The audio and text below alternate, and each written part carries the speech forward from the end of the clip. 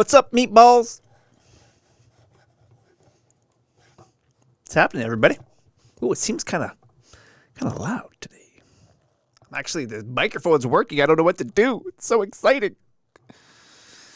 Oh, it's finally good to have all my things figured out and all the new stuff installed and camera up and running the way it's supposed to, green screen running the way it's supposed to, microphone's not peaking.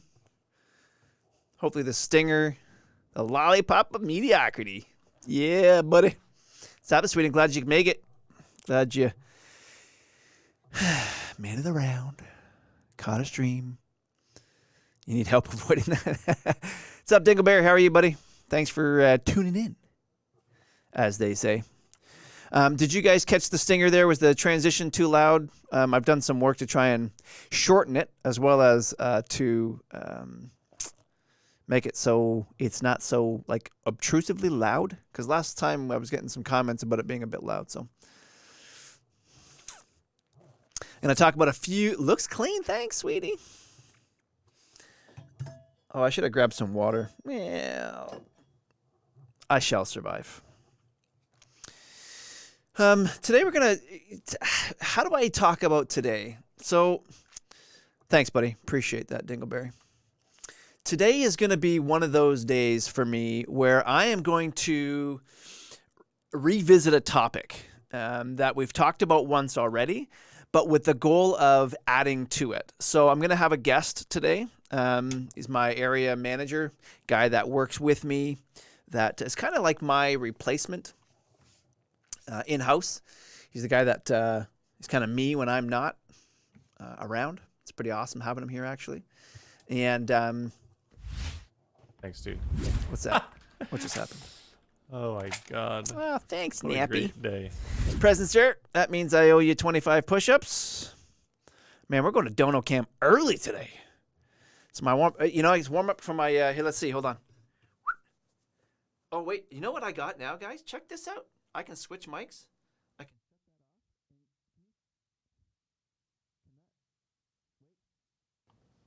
Can you? Oh, you can hear me. Look at. See this thing? Look. Wait for it. See this? I have a wireless mic now. So that when I do Dono Cam, and when I get like bits and have to do push-ups, and want to brag on my new creme de la creme shirt, and have to push the mic out of the way, I can do this. Look at wireless mic.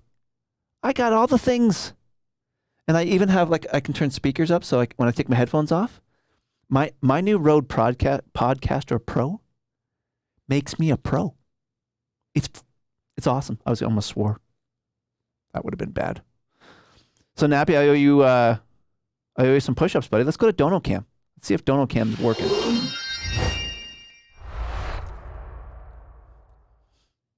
I can turn. Oh, Dono Cam sucks. Hold on, I gotta fix that.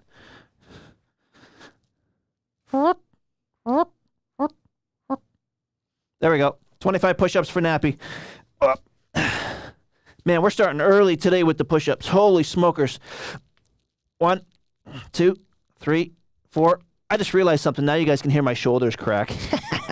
7, 8, 9, 10, 11, 12, 13, 14, 15, 16, 17, 18, 19, 20, 21, 22, 23, 24, 25. Whoo. Thanks, Nappy. Appreciate you, buddy. Nappy getting it started today with the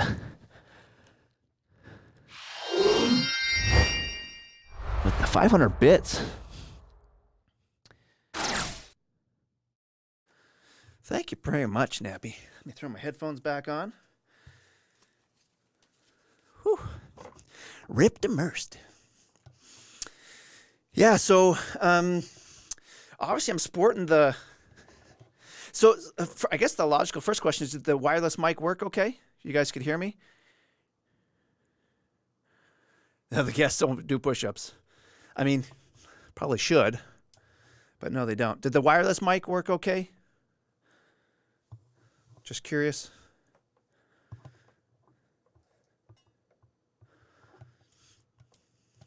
Oh, awesome. Perfect. Thank you, Dingle. Yeah, so new wireless mic, new headphones. The mic from last week, we figured it out. Thank you, Andy. Littleton for helping me that out. If you haven't followed Andy, he's a great guy. Go check out Andy's stream. Hopefully he'll pop in here some point today.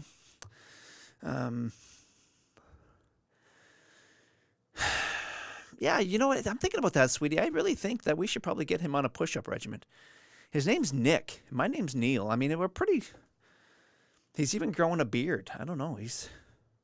I think he should be doing some push-ups. That's logical. So... So yeah, today's stream is going to be kind of not a recap, but a revisit to part of a stream that I did before on, it's a big subject. And it centers around this idea, well, the idea of what Rise Above is. And how it messes with this idea of what we would call the prevailing model, and how, although we don't think we do things differently, culturally, I think people think we do things differently. My wife just texted me. Let me answer her real quick.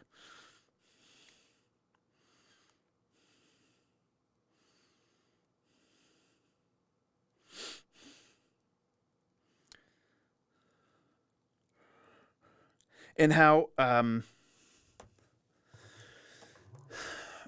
a lot of people think that what Rise Above does is special. And you're getting a lot of air quotes from me today. Because what we have found is there really isn't anything special about the work that we do. The work that we do is pretty, honestly, straightforward. If anybody has kids, you know what I'm talking about. It's a natural thing to hold a baby and to automatically start to rock. Or to... Oh, hold on. I got to sign a birthday card. Don't go away. I'm going to be 2 seconds. I got to sign a birthday card for one of my kiddos. See, when I talk about being special, who thinks signing a birthday card is special? I mean, it produces special results, but it's not special, right? So let me do this real quick. What am I saying in a birthday card here?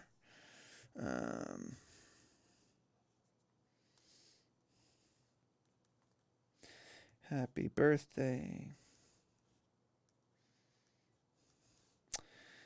Glad you came.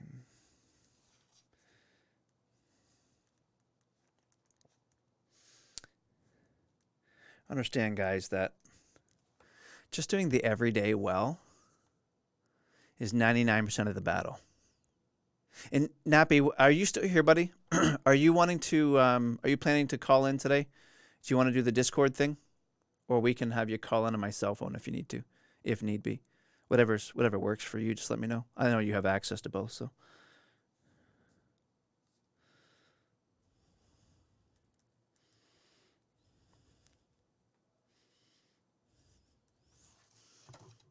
Yeah, no, it's up to you, buddy. And we can do that when the guest gets here. We can do it now, whatever works for you. I mean, we can definitely talk through this anytime. I'd love to have you part of the conversation. You let me know. Let me open. I haven't opened Discord yet, so let me do that now. Because I mean, hey Shmode, thanks for coming in, kiddo. I haven't seen you in a little bit. A little bit indeed. There you go. Thank you. Yeah, Nappy, whenever you're ready, just hop into the voice chat, and I'll do my best to get you in. We've never actually... Oh, you're in there already. Look at you go. Look at you go. Whenever you're ready, just unmute, buddy. Let me check your sound and stuff whenever you're set up. And then we'll get into this topic.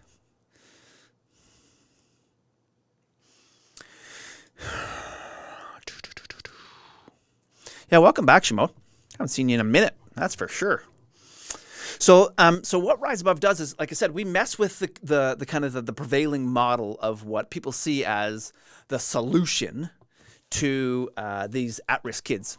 And indeed, I mean, I would push it one step further to say that it's not just the solution to at-risk kids. It's the model for your marriage, any relationship that you're in. You're chatting with your kids, the whole 9 yards. There's no secret to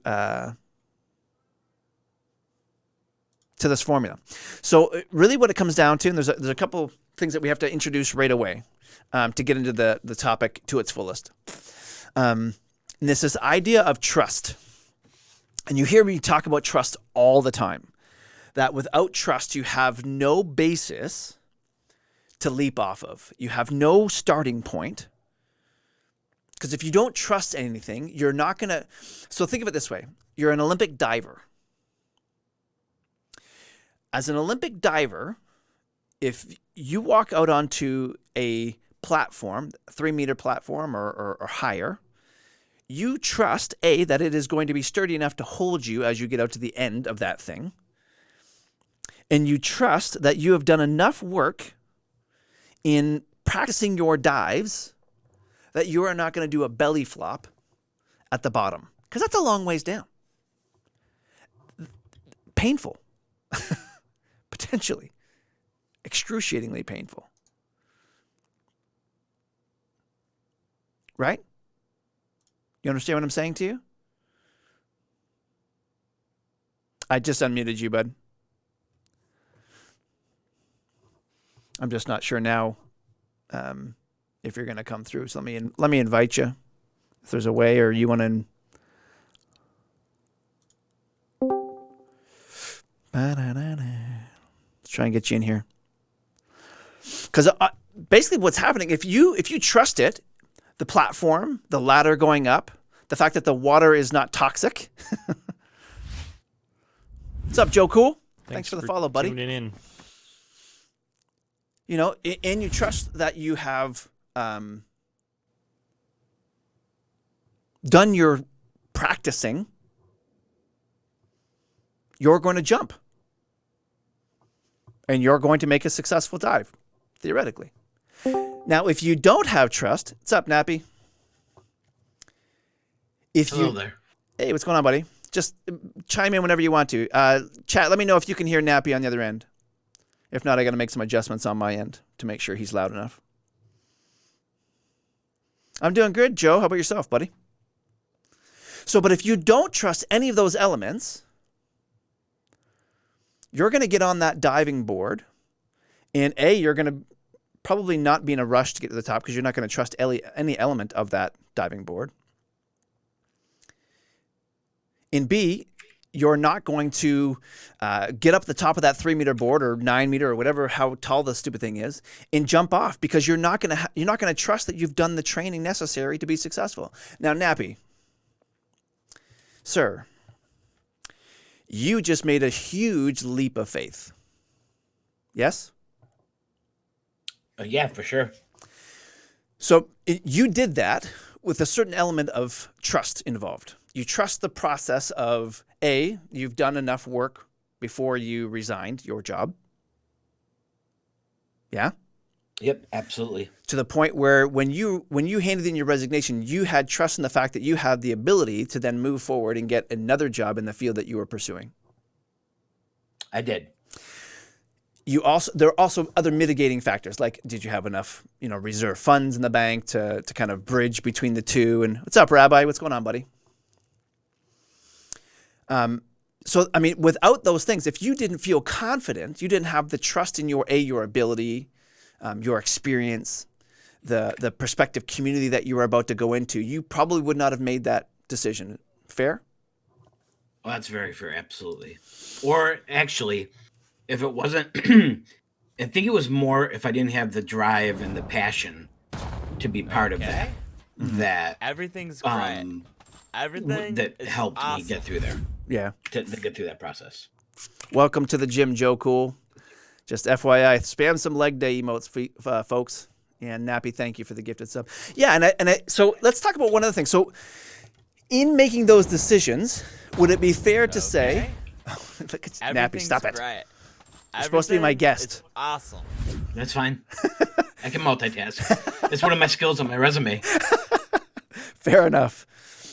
So one thing I would also say is that when we do things like this, we come to the table with sometimes some shared assumptions. So when we trust certain things, we have an assumption that the thing that we trust is not going to hurt us, right? We believe that the thing generally has if it's a person, has our best interests at heart. So if I trust my spouse, if I trust my family, if I trust my job, whatever the case is, it's the idea there is that we believe whatever that thing is, that it is not innately trying to hurt us, right? I would say one of the other things that we typically don't criticize, well, one of the things I would ask that we not do is not to criticize things that we don't fully understand. So I'll tell you why that's important. So Nappy, a couple of years ago, I did the exact same thing you just did. I don't know if you know that about me or not. I left a very successful job to go into technically the nonprofit world. In my case, it was ministry, but still it's the nonprofit world. And I had people criticize me for doing that. Not only secular people, but people in the church actually criticized me for it. What are you doing? You're losing a 6-figure job, blah, blah, blah, all that kind of stuff. Right? And I'm sure that there are people that will look at you at some point, or maybe even have already done it, and say, what are you doing? Are you crazy? Have you experienced that, Nappy? Has anyone said that to you? Well, from day one. Really? What kind of things were said? Well, I think that people I think especially in my case, where the drive that took us to get on the path we had was to do better for other people. Yeah. Right? Yeah. And it's a lot of people don't get that because they look at the almighty dollar sign as the number one driving force as to why they work and what they do in their life. Yeah, we would call that the American dream, right? Yep. Whereas to me, I needed more. I had if you don't mind, I'll give a little background on myself. Yeah, for sure. Most of the people in the chat know me well enough, but for those who don't, worked in an organization for 23 years, very successful. In those 23 years, about 20 years into it, had a nervous breakdown because of the level of stress that I was under. And I wasn't taking care of myself, and I was just putting everything into this job. Had a nervous breakdown. I had a month off from work. And that was a little eye-opening because it was the first time I was ever off that much from job. I've worked steadily since I was 16. I've had a job. I've not been employed since I was 16. Yep. Once I got on the medication and started going to therapy to help with the anxiety attacks and then the breakdown I had, I found that there was this emptiness that I had. So also at work, I had taken another position that was way less stressful for my own health. Yeah, for sure. And I found that when I got to that position and was able to get the stress way, way, way down, I found that there was an emptiness that I had been filling with the stress that I had been dealing with on a daily basis. And when I really did some soul searching, I found that emptiness was the happiness that I always got when I volunteered. For example, I spent a lot of time volunteering in a local soup kitchen in the neighborhood I grew up in, which is awesome. That was some of the happiest that I've ever been. When I spent almost an entire year every Saturday, I gave up to go work at the soup kitchen. Got to the point where I think it got to the point where the woman that runs the kitchen on Saturdays would just tell me and a friend who I came with, this is what needs to be done today. Can you help me get it done? And we would handle the volunteers. We would do everything we needed to do that needed to get done, and we would get it done. And I always left there totally exhausted, just spent, but so fulfilled and so happy.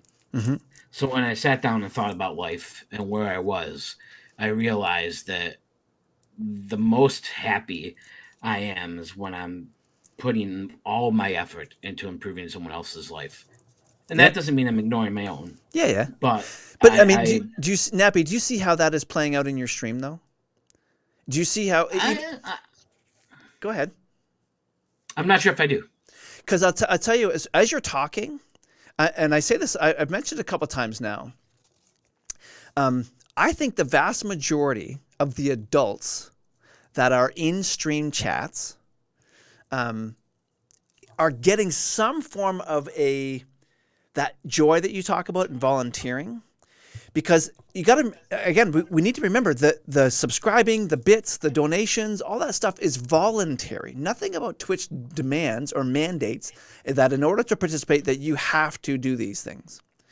So in some form, our subscriptions, our bits, our donations, that's what they are, donations, are voluntary. It's the same in my mind, physiological response that we get in volunteerism. We enjoy being in chat and being a part of this community and giving back to this community because it gives us that joy of seeing when we get excited for each other, when someone makes affiliate or when we, like you just gifted two subscriptions to Joe and to Rabbi, and I agree. Rabbi says here, I think there's a natural resistance to repel the uncertain. I think that's true. But if you recognize truth, there's this idea, at least in me, that if you recognize truth, and we have to define truth, granted, but if you recognize truth, that there's this idea that you, at that point, should not resist. And in your case, the truth that you came to realize is there was a void, there was an emptiness that you needed to fill, and that you recognized that you got that void filled by your volunteerism. And I think for us, and I'm recognizing it more and more in people, is that when we come into chat and when we stream with each other and we have this kind of like relationship thing going on, it's that same kind of feeling that as we work with each other, as we talk to each other, as we donate to each other, right? That we're getting that same response as we do in volunteer. What's up, Diablo? As we do in volunteerism. Yeah, that makes sense. And you're right. It's when I'm supporting, when I'm donating, I especially on your channel, I know that anything I'm donating is going towards the kids. Yeah. And that's very important to me, as you know. Yep. Because I was one of those kids. So I get that. Not to the level that you deal with, but I was darn close. I was almost kicked out of high school 3 times.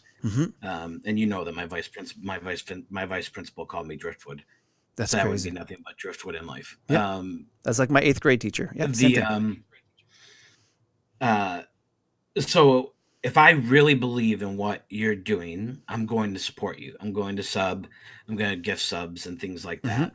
And I guess that's right. It's the same concept. But for me, knowing, and I think you summed it up, and this has stuck with me to this very day, even though it's only been a couple weeks. The story of the young lady that you told. Yeah. And how emotional you got. And how emotional everybody in chat was. And I think you said somewhere in that conversation that if you just help one person. Yeah. If you save or help one person, then everything that you've done, every sacrifice you made, every change you've made in your life is worth it. Yeah, I mean, because Nappy, think about it. In Rabbi, you mentioned this in your comment there, this idea that, the joy you get in supporting a streamer, whatever the case is, it's the same thing. So now picture that young lady is my daughter. Would I not? What's the difference between my daughter and this young lady when it comes to doing what we're doing? Because would I not do the same thing for my own? So in the case of this young lady that's caught in human trafficking, why wouldn't we? I'm speaking very.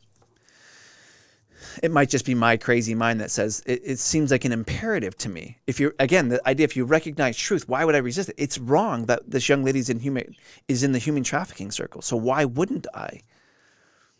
Yeah, no, it makes 100%. It makes sense. It totally makes sense. But it was, and I brought her up only because of the comment you made that if you saved one person Mm-hmm. out of all the work you did, Mm-hmm. then everything you've done is worth it. And that's kind of where I feel if I can change one person's life, Mm-hmm. be it. And that's what I try to do at my stream. I mean, Yeah. Joe and I talk about it constantly. Joe and I really want a channel that's going to be positive, uplifting. I know I can be a little toxic, and that's my joking personality. You know, I always tell everybody if I'm not teasing you, I don't like you normally. Exactly. Yeah. You As know, that's Diablo. just yeah, that's how. Yeah, exactly. Diablo with the emote. You know, it's just kind of how I am. But if you know, I want Joe and I really talk about having the true sense of what a community is, right? Yeah. Not just saying, "Oh, you're my subs or you're my followers," or you know anything like that. You know, someone when my godson. Funny story, really quick, not to go off Yeah. topic, No, but you're when my fine. godson first snuck on the Twitch, and I didn't know he's 13 years old, and I didn't know that he was watching me. He said he came on and was telling me he was someone from India, and I was playing the Witness, and he said he liked the Witness, and he was watching because of that. And he asked me, "Do you ever play with your fans?" And that really hit me. And like I was talking about that for a couple of days, saying someone said they were a fan of mine. I was like, "What? Like, So what do you funny. mean you're a fan of mine?" That's so And then funny. and then finally he said, "Do you know who I am?" And I figured it out because his mom had leaked it to me that he had been sneaking onto my channel. Yeah. But I don't look at anybody, and I'm granted I'm a super small streamer, so it's not like I would, you know, like anybody is a fan. Yeah. We're a community. We're Yeah. we're I think that's a we're there great to way. support each other through Yeah. the good and the bad, Yep. and to uplift each other as much as we can. And I think that's the power of Twitch in general. And I know Mm-hmm. this is taking things just way off topic, but No, we're good, man. the other day with Scarlet Heathers when she ran that charity stream for Reed's mod, Mm-hmm. Meckham. Yep. When Do I you don't want know to if tell you know that? You this, want to but tell when that story Chaco, real quick, Nappy? I do, yeah, I Yeah. Go. do. Go. So one of Reed, the ex Chicken of Destiny's moderators, had a surgery that had to happen, Yep. and needed to raise some money. Needed to raise $4,000. So Scarlet Heathers is very close to her and put together a charity stream for her, and with Reed, and did silly things throughout the day. If you donated, they did different things. Got to the point where we got them halfway, a little over halfway to the $4,000 by the end of the stream. Which is awesome. And I had earlier in the week retweeted Scarlett's tweet and copied Chaco, and Chaco actually retweeted it, which was very nice of him to help get some of that exposure out. Mm-hmm. Well, Scarlett happened to be in Chaco's chat and renewed her sub after the stream, and Chaco almost immediately got on Discord and asked her how it went, and she told him that we got him, you know, a little bit over halfway, and he literally stopped his stream, hid in a corner, and said, "Look, I don't do this for everybody, but I'm doing this because this person is very important to Reed. That means that they're important to me." Yep. And he spammed her GoFundMe page like 30 times, and he said, "Even if you can give $5, Yep. it helps." And I think we got up to $5,300 That's after he did that. freaking crazy. And that was just the power of one man Mhm. just asking for help. Yep. And that's where Twitch to me is so powerful and so good. It's just incredible. Mm-hmm. So Yeah, and I mean, I think that's one of the cool things about the Oh my Twitch God, platform we're as a the whole. luckiest. Um, I am. Thank you, Diablo. I owe you some push-ups, buddy. That's one of the amazing things about, and I am the luckiest. I think that's one of the crazy things about Twitch is that, you know, it's not the huge things that we do individually. It's the amazing thing that we do collectively that impacts so many. And I can't tell you. I mean, obviously, I can't say what people say to me in whispers and stuff like that, but I can tell you that the whispers I get very often after streams, I understand that some streams are more impactful to people than others, and it just depends where everyone's at and, you know, the topic and all that kind of stuff. But I can't tell you how impactful some of the whispers are that you guys send to me saying thanks or this topic, whatever. It just means a heap to me because there's one of the lines I use a lot, Nappy, in the line of work that we're doing, this idea of do not seek to tolerate, but seek to understand. You know, it's never assume that, when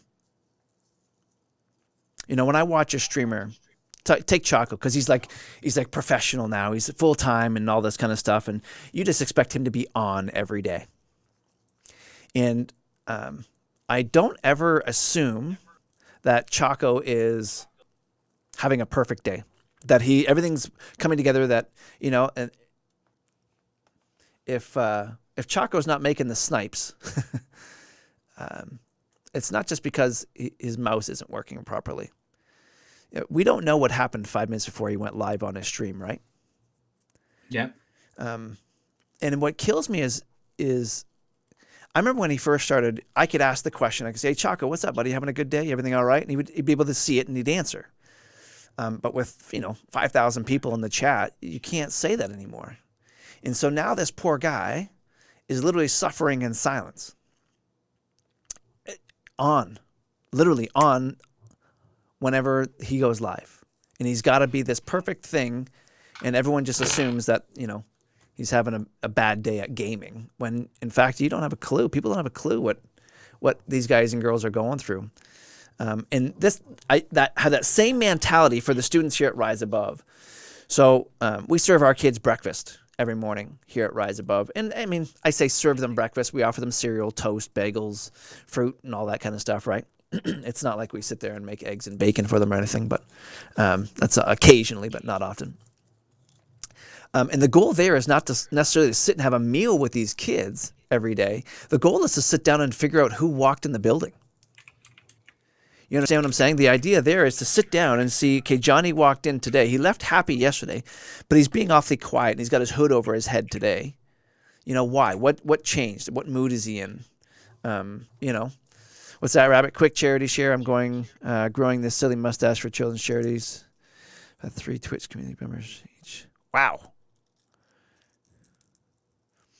Yeah, I don't know if everyone has seen that or not. But yeah, if you haven't, check that out. Rabbit, is that on you have information on your Twitch page for that? Just so folks want to check it out. Yeah, I mean, it definitely does. I mean, I think about the subscriptions and the bits and all that kind of stuff that we've received here. I talk about breakfast all the time. It's not just breakfast foods that we buy. We do field trips and YMCA and all that kind of stuff as well with these guys. And it has a huge impact. But this idea of not seeking just to tolerate, I got to put up with this guy today, but understanding why that thing is going on that you think you have to put up with, right? Looking at the history, looking at the backstory. Oh my God, we're the luckiest. I am. Oh yeah, you know what that means, Joe? I am. That means I owe. Nappy, you want to entertain the crowd while I do 50 push-ups? Sure. Sure. Talk about. So I'm going to give you a topic, and in chat, I want you to engage this as well. So there's a phrase that I've been trying to figure out in my mind, trying to wrap my brain around, that somebody said to me. It was a couple months ago now, and the idea is pursue uniquely better. So he could have just said pursue better, but he didn't. He said pursue uniquely better, right? So in the context of the lifestyle change that you're pursuing, Nappy, in your stream, because I think that what you're trying to do on your stream is uniquely better. You're not just going on to game, right? So if whatever that invokes in you, and in chat, same thing, whatever that invokes in you, pursue, quote unquote, pursue uniquely better. Talk about it. I'm going to go bang out 50 push-ups because, it's what I do.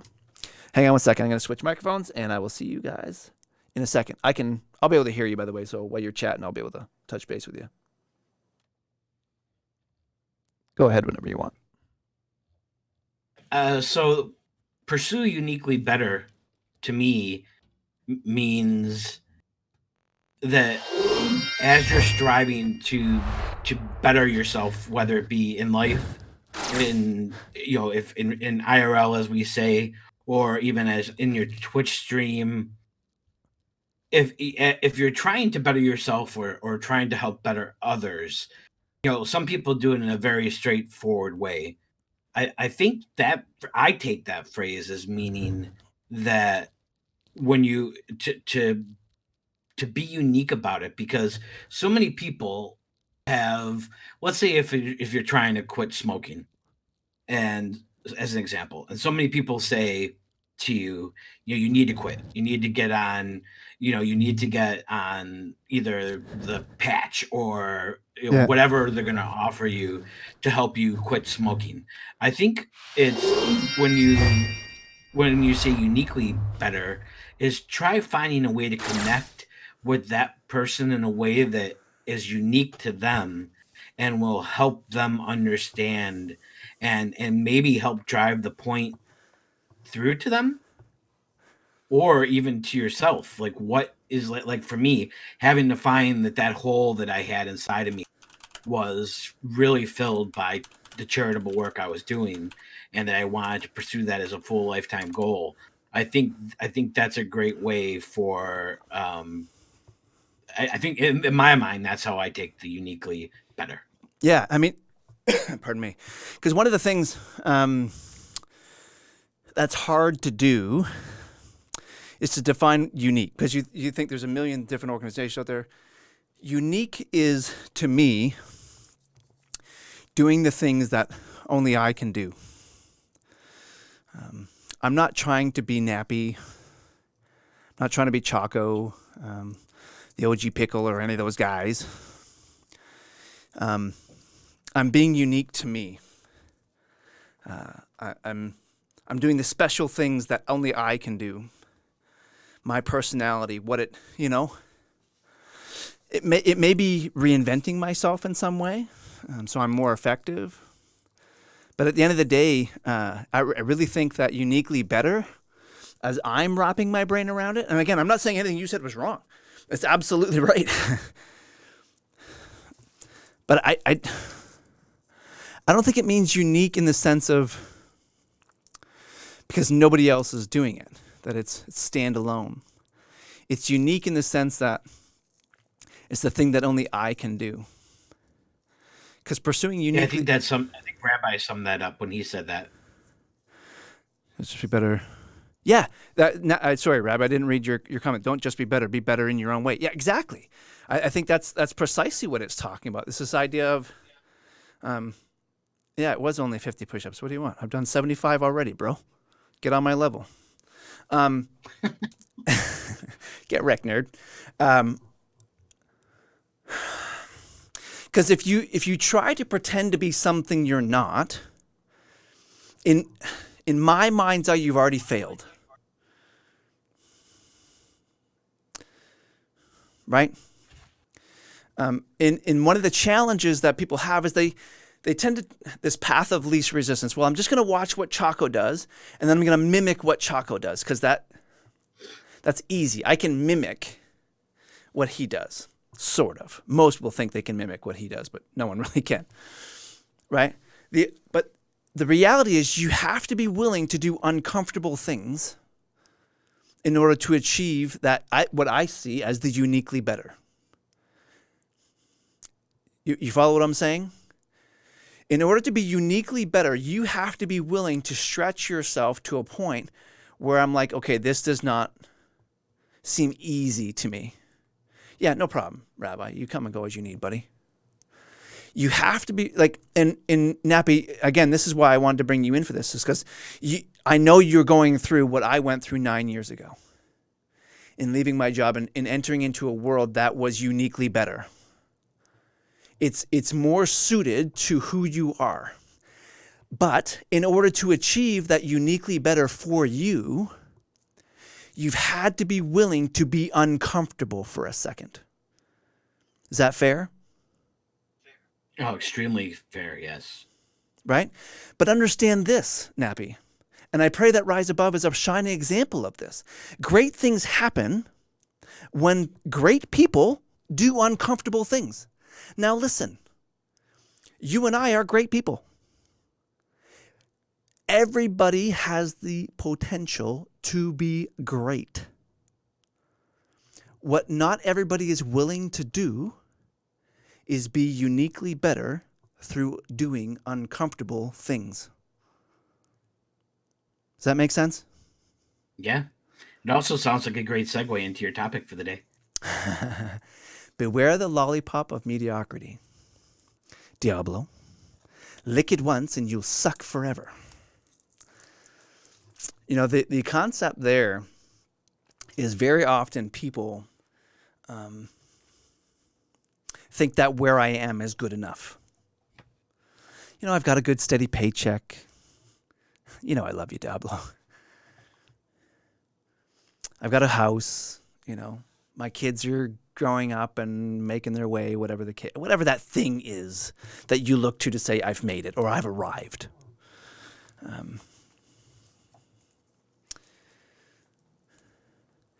To me, Nappy, and I ask you, to me, once you think you've arrived, you've lost hope. Does that make sense? Because this is stretching your mind a little bit, I hope. The moment you say to yourself, chat, I have arrived, I finally made it.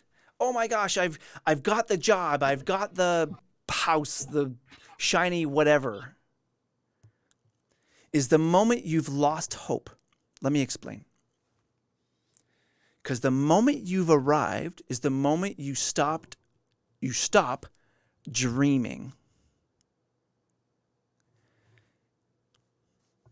Listen to me now. It takes courage to stay hopeful. And by courage, what I'm saying is if you keep dreaming, hoping,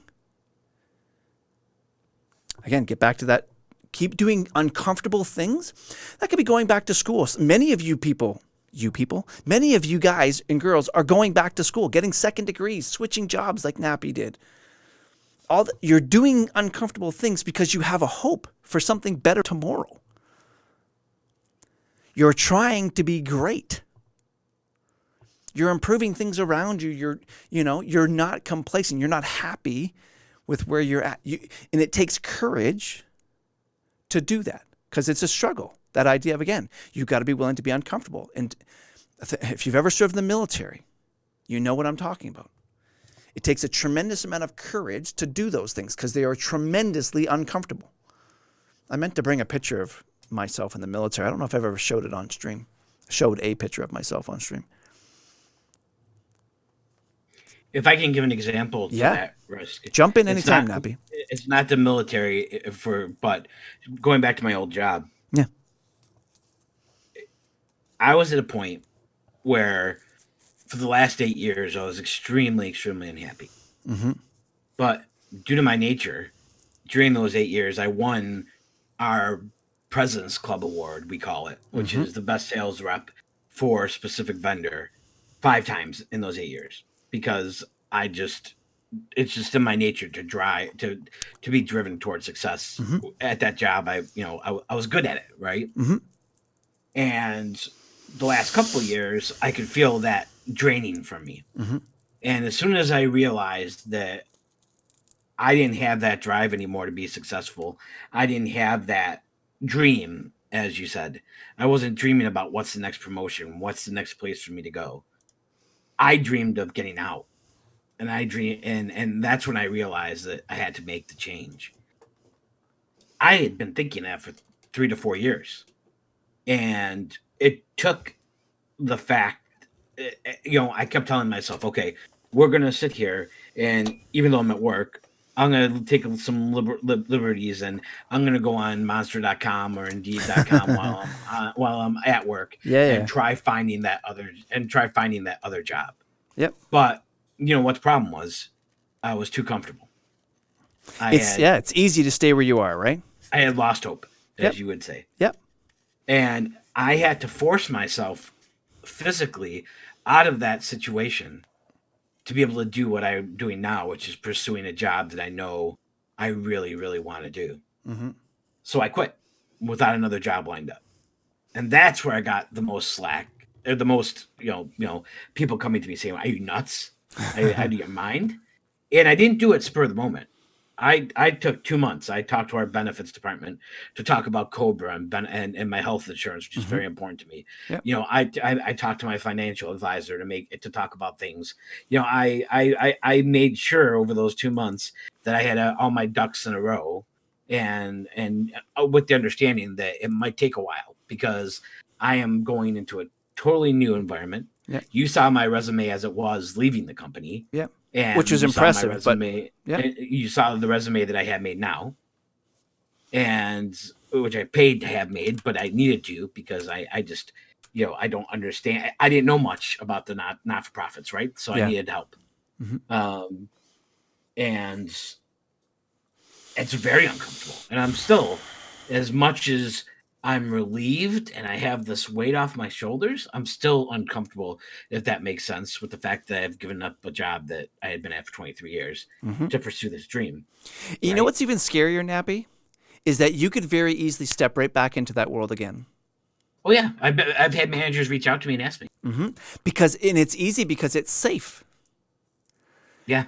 I'm in the same boat. I could jump back to Canada today, literally today, and within a week be making six figures again, like that, and be very comfortable. My family would have everything it needs, and blah blah blah. I wouldn't have to worry about, where's the next donation coming from or whatever the case is. But the reality is, it's not what I'm uncomfortable in. That would make me very comfortable. Yeah. And if you're comfortable, you're not pushing yourself. It's like let's I'm not use being your workout. uniquely better. Yeah, let's use your workout routine. Yeah. If you're at the gym and you can bench press X amount and you're doing chest day 300 and you're kind of in the mood that I don't really feel like pushing myself. So I'm gonna lower 50 pounds or be whatever it is and just go through the routine because you're a routine guy. You want to make sure you're at the gym that many days and you're doing your work. But instead you say, I'm gonna make, like, knowing you're probably constantly saying, I'm gonna make myself uncomfortable. And I'm gonna add 5 pounds, 10 pounds, be what it is, and see what I can push myself to do because you're constantly striving to improve. Yeah, And I think that it doesn't have to be physical fitness. It doesn't have to be changing jobs. It could be just as simple as challenge yourself to read a book that's 1,000 pages where the biggest book you've ever read is 500 or 300. Yeah. And on a topic that you like. I think that just constantly challenging yourself in some way is what makes life interesting. I think streaming for me is a perfect example of that. It was never on my radar. Never, ever. I never wanted to stream. I was having too much fun. I watched Chaco for a year before I started streaming. Yeah. Almost. A little bit short of a year. Yeah, it was about a year and a half, yeah. And then Pickle was the one that suggested it. And then Schwam was the one who really started pushing me to stream because he thought I was entertaining when I was in the background dying all the time. and I just said, fine, okay, I'll do it. And I can do this full time. Yeah, exactly. Yeah, never full time, but and then the challenge of the webcam for me was a huge challenge. No one knew what I looked like. No one knew who I was. Yeah. I was just this Hey, Morg. anonymous. I was just this anonymous nappy guy. Morg Beam. Hi, Morg. I was just this anonymous nappy guy who no one knew anything about besides that, maybe I'm funny in chat or whatever, donating subs. And that's why I did the video the way I did it, because I wanted to make it special. And thank you for your help with that. Yeah. That was a blast. That was a scary moment, a super uncomfortable moment. Yeah. A super uncomfortable moment, but I did. Yeah, but it proves how, the idea, again, that we can have these preconceived notions about things. What's up? Nick's going to join us here. I'm going to throw him on screen as soon as he sits his butt down and gets his headphones and microphone pulled in and stuff like that. So Nappy, Nick, I've got Nappy on stream with us. So pull your mic in. Just do a mic check for me, Nick. Testing 1 2. Hello. Yeah. Everyone say hi to Nick. How's everybody doing? The screen on there. Just move the mouse. It should come back on for you. Adjust your camera a little bit. Give me a sec, folks. Everyone's saying hi to you, Nick. I'm going to adjust the lights a little bit here, too. I'm trying to get the screen up. That's a little bit better. All right. Just have it up here. So, yeah, but to finish that thought, Nappy, one of the challenges with the whole face reveal thing when you did it, if you go back, I would love to be able to go back and look at the chatter that everybody was, the buildup to that day and how excited everybody was for the thing that you were terrified of. Right? Yeah. Yeah, absolutely. Sorry. I rewatched that probably 50 times. Yeah. To see Morg, especially since she's here, and J-Bo both were such a hype. They were being such a hype person. They were getting everyone so excited for the reveal. It was great. Yeah. So just to bring Nick into the circle a little bit. Can you? Should I be able to hear him? Yeah. Can you hear now? Yeah, sounds like it. Okay. Can you hear me, Nick? I can now. Nick, Yeah. Okay. Yeah. How's it going? What's going on? Not much. So Good. Nick, Nappy Nick. Nice to meet you electronically, Hey, man. virtually. Yes. Nappy's a streamer as well. Gotcha. He has a group called the Napkins. Nice. His whole thing is it's funny. So today we're talking about this idea of beware the lollipop of mediocrity. Oh, nice. Lick it once and you suck forever. That's excellent. it really is. So the idea there is that if you trust. What's We that? can't see Nick. I don't know. We can't see Nick. I don't know if you hang have. on a second. Yeah, let me throw him on there. Screen transition much? Can you hear me, Nick, as well? I can. Okay, Yeah. perfect. There you go. So that's Nick, everybody. Nick is, just so everyone knows who Nick is our area manager here at Rise Above. Yep. He is basically in charge of keeping me from going too far astray. Him and Veronica just throw rocks at me every once in a while and make sure. No, I'm just kidding. Nick's the day-to-day operations guy here at Rise Above in Jackson. So, yeah, can you see yourself on that PC? No. You should be able to. If you just pull up Google, it'll pop right up for you. Nick does have a cool hat. Thank you, sweetie. I like my hats. This one I haven't worn in a while. I have a different one that's very similar, and I found this one, and I'm like, I'm going with this one today.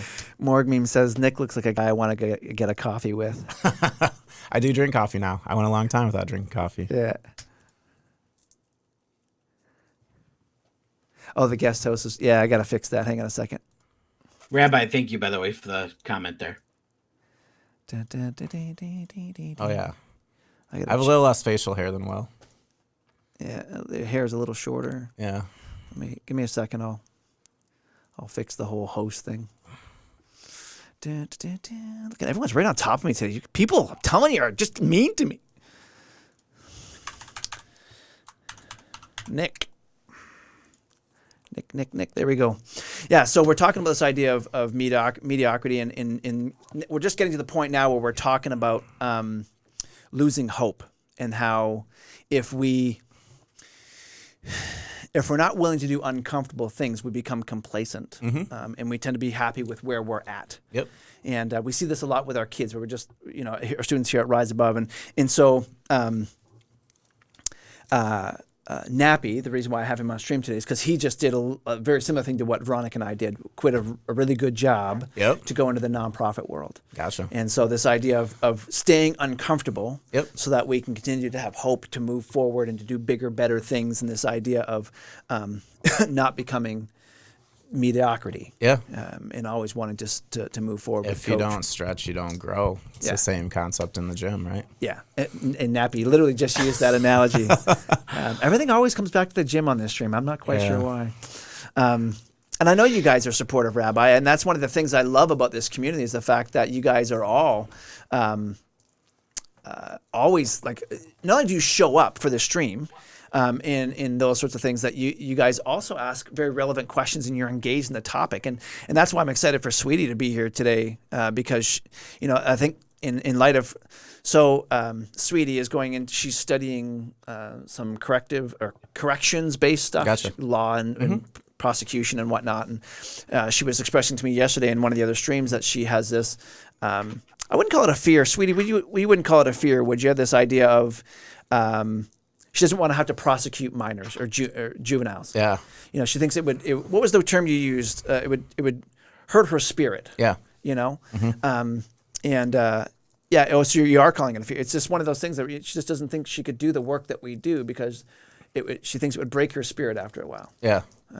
Do you find that that's the work case? we How do do you is- stay hope? Yeah, the work we do is different than like the work in the juvenile justice system, obviously. But I was telling somebody yesterday, I was at a Christmas party yesterday, and somebody that I hadn't seen in a while, a family friend, about what we do here. And I kind of got asked the same question, like, what gets you up every day? Yeah. You know what I mean? And it's the desire to really find the potential in the kids, right? Even after the hard days. I left here after Tuesday was a hard day for me and for us. We had a little situation during our Thanksgiving feast, and it was a tough day, but I knew coming back today that again, we're just trying to breathe life into the kids, you know, and anything we can do to do that. And that I just had to come back and, like, again, we're about moving forward here, not concentrating on the past. So, like, to me, it was done, it was over with, and we're going to move forward today, you know. And it doesn't make the work any easier, you know, but it's meaningful, you know. And sweetie, that's what you're saying. We get to see them improve, whereas the area you're going into is just, hey, here's your sentence and good luck. You know? And I think that was one of the things that was kind of encouraging for our school systems here when Rise Above was created, is the fact that we were giving them one step further. Nappy, what field of nonprofits you think you want to land in? That's a great question, Risk. There's a lot of nonprofits that are close to my heart. Yeah. My dad was in hospice, and hospice has always been a close. That's where all my United Way donations go. I don't have children of my own, but I have 4 godchildren and numerous nieces and great nieces and nephews. So I've been looking at Make-A-Wish. I've been looking at Big Brother, Big Sister, places like that locally, that where I can be involved. And, to me, honestly, it's just, I have to believe, I'm not saying that all nonprofits, I don't mean to say this and to say that, to me, that a not-for-profit is invalid if I don't feel passionate about it, but I want what I'm going to ultimately be working for. I want to be passionate about it. It has to be, Nappy, it has to be your uniquely better. Correct. Yeah, exactly. Yep. Because I want to put 100% of my soul into this, whatever I land up doing. Yeah. So it's got to be important to me. Yeah. And the reason why I ask is because there's 3 things, basically, because the whole idea of a nonprofit is that you are going to affect people. You're going into a world where I'm not just producing a product anymore. I'm not going to work for Coca-Cola. I'm not going to sell stocks and bonds. I'm not going to push a pen around because the company pays me to do that. What you're saying to yourself by your career choice is, I want to make a difference in a single person's life. Correct? Yep, exactly. Exactly, yeah. Yeah. So when you make that decision, there are basically 3 answers or 3 questions you have to answer as it pertains to hopelessness, because that's what nonprofits do. They battle hopelessness. And so and I've talked about this before, and I know this might be a revision for some, not a revision, but a revisit for some folks. But the idea there is that you're battling 3 types of hopelessness. So there's 3 questions, Nappy, that you're going to have to answer with people daily. They're called basically 3 personal barriers that to overcome. 3 personal barriers to people having their uniquely better. Because remember, nonprofits exist because people have lost hope. Yep. And because governments can't do it because they suck. It's also hard as you transfer into the nonprofit world is the measurables become different and they become harder, and that's an adjustment for all of us, that have come from a business or a corporate type world into a nonprofit world. You're not creating X number of widgets, you're not creating X number of dollars, you're improving a system, you're improving a person, you're improving, and those aren't as measurable, So let's talk about those 3 things, the 3 personal barriers that we have to overcome. And some of you might recognize this in yourselves. So listen to what I'm saying and think about kind of the excuse that you use, the quote unquote excuse that you use that prevents you from having that hope, that uniquely better that we're talking about. Before we get there, Rabbi, what are you saying? Can I also dismiss a myth? You don't have to know 100% that this cause is my one true passion. Yes, it's okay to believe in a mission, understand a need. And that's a great point. Rabbi, thank you for saying that. And that's why you got to be on stream with me one day. Yeah. Is this idea that know that you can, in our case, love youth. And I just want to affect youth. That might mean you go work at the YMCA and just do a basketball camp. Yep. That might mean you start a Rise Above. Who knows? It might be nappy. You go work at a soup kitchen and you just specifically spend time with families that have kids and make sure that the kids in their circumstances have the best possible experience so that they one day might be able to pursue their uniquely better. So here are the three personal barriers that I would say that most people have to overcome. Well, I would even go so far as to say that everyone has to overcome. The idea of personalization. Everything bad that has happened to me is entirely my fault.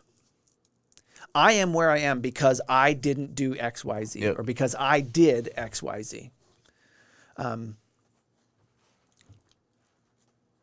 That's probably one of the hardest ones for kids that we work with to overcome, I think. And again, I look for input on you guys. If any of these resonate with you, please add. And Nappy, same to you. Chime in wherever. You can cut me off, buddy. Don't worry. Well, God, I mean, if for a child to think that it's so much, we are a child, we are a product of our upbringing. Yeah. Now there is a part of our life as we grow, and I think Risk, your story is a perfect example of that, where we have to make the conscious choice as a teenager or whatever age that is thrust on us that, whoa, I have to take a step back because I need to change course or I'm going to land up like my parents. Maybe. Yeah. And it's something like that. Yeah. And it's a very conscious decision that has to be made. Like a thoroughly thought out, I got to do something different type conversation that has to have happened with that person, whether internally or externally, for that decision to be made. Yep. Otherwise, you're just going to follow along that path of, well, this is just my lot in life. I'm not going to. Yeah, exactly. If we don't have, and I think you probably experienced, both of you, Nick, probably experienced this so much that so many of the students that are coming into your environment do not have a single role model. And if they don't have a positive role model or influence to look at, I can give an example of my youngest sister, who's still 10 years older than me. When I met her, not when I met her, sorry. When I met her boyfriend, her long-term boyfriend at the time, he got her to stop drinking. He got her to stop doing drugs. She got into bodybuilding. Risk, actually. She actually won. She won a couple all-natural Can-Am bodybuilding contests because of him. And meanwhile, I'm watching people in my neighborhood, which was turning into a very bad neighborhood, drive-by shootings, drugs being sold on corners, the whole 9 yards. I'm watching people go down that path, and I'm watching my sister turn her life around thanks to this ex-boyfriend of hers. And that was the role model I clung to instead of the other people who I saw maybe making money selling drugs. Yeah. And that was able to help me steer my life into a better course. A lot of the kids that you're dealing with probably don't have that. I would say the majority, right? Yeah, and honestly, what typically happens is we end up being that first person that they bump into that offers that as an opportunity, and it scares the heck out of some of these kids. Yeah, they literally don't know what to do with it. And we often see kids that will almost implode. They like start to vibrate and what do I do? What do I do? Someone's being nice to me and they mean it. They're not trying to take advantage of me through kindness. And we see these kids kind of like get to a point where they want to believe. They're always expecting a transaction, right? That if we're offering something, there's got to be a transactional thing. And it takes them a minute to realize that, no, we're just offering a hand, we're offering support. And it is something that's unfamiliar to them. So they don't necessarily know how to receive that. Like learning to receive that is something you have to acquire too.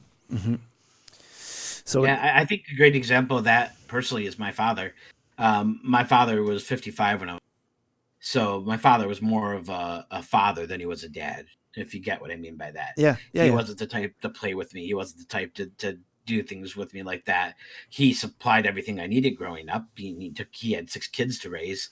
So, he did that. But he, even up to the point where he passed away from cancer, if I were to do something kind for somebody, my youngest sister and I especially, are very giving people, he would be very quick to call us suckers and not understand. Oh, you not got taken understand- because exactly, and not understand the need to help, or that there's always a quid pro quo. There has to be. Right? Yeah. When in reality, You that's scratch my back, I'll scratch yours. yeah, and in reality, that's not how life.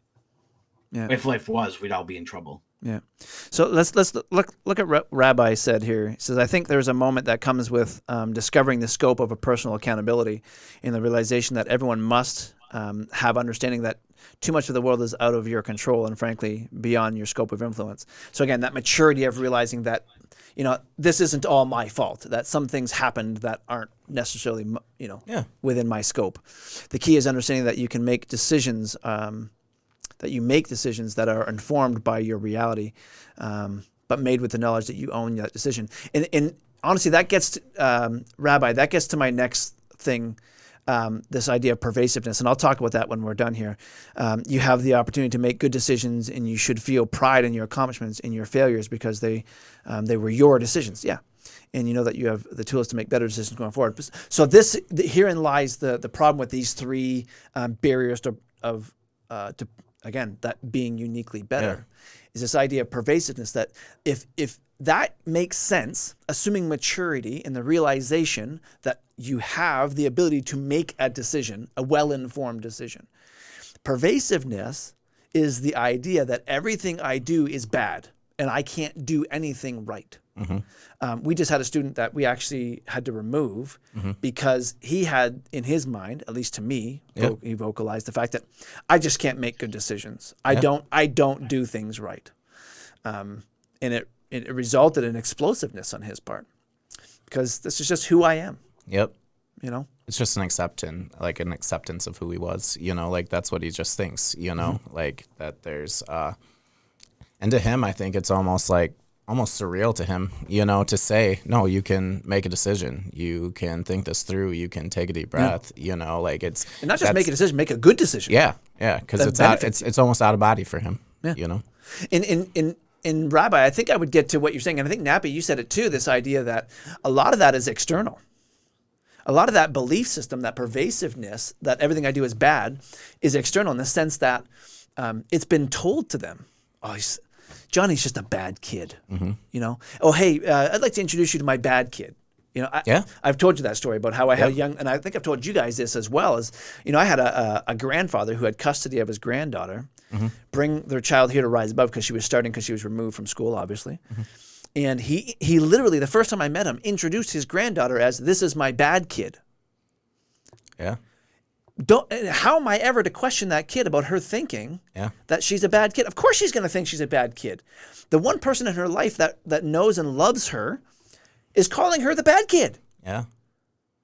Well, it's like we had an interview recently where Aunt came with Mom to the interview, and after Mom and the kid left, Aunt said she told the mom, you need to come up with 3 or 4 positive things to say about your son during this interview. And Mom came back and said, well, is one good enough? That mom couldn't possibly come up with 3 or 4 positive things to say is just amazing. It's amazing. Yeah. So Soggy, to answer your question, how do you change someone's mind that has the mindset of not being able to do anything correctly?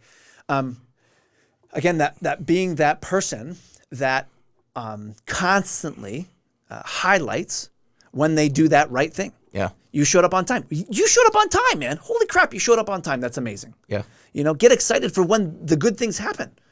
Show them how consistently, because even though they do a lot of good things. Yes. It's the occasional spurts of negativity that gets the attention, though. Right? So that's the challenge here. Is we're so tuned to give all of our attention, all of our emphasis on the negative, that when the good things happen for those kids, we forget to say good job. Yeah. Because it's just, I expect you to show up on time. I shouldn't have to pat you on the back. Well, yeah, there's a point, especially when a student is trapped in that pervasiveness. And you think, Rabbi, you said, I think pervasiveness, as you described, is a product of parents who failed to build their own. Exactly.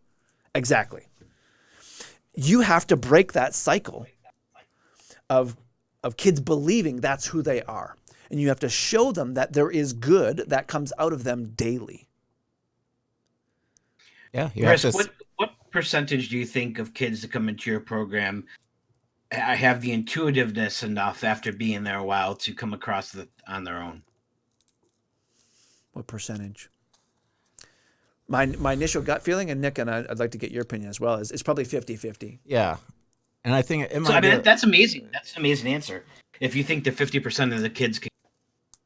I do. That's great. Yeah, I think it's about that. And it might be even a little higher at the high school level, like slightly higher at the high school level.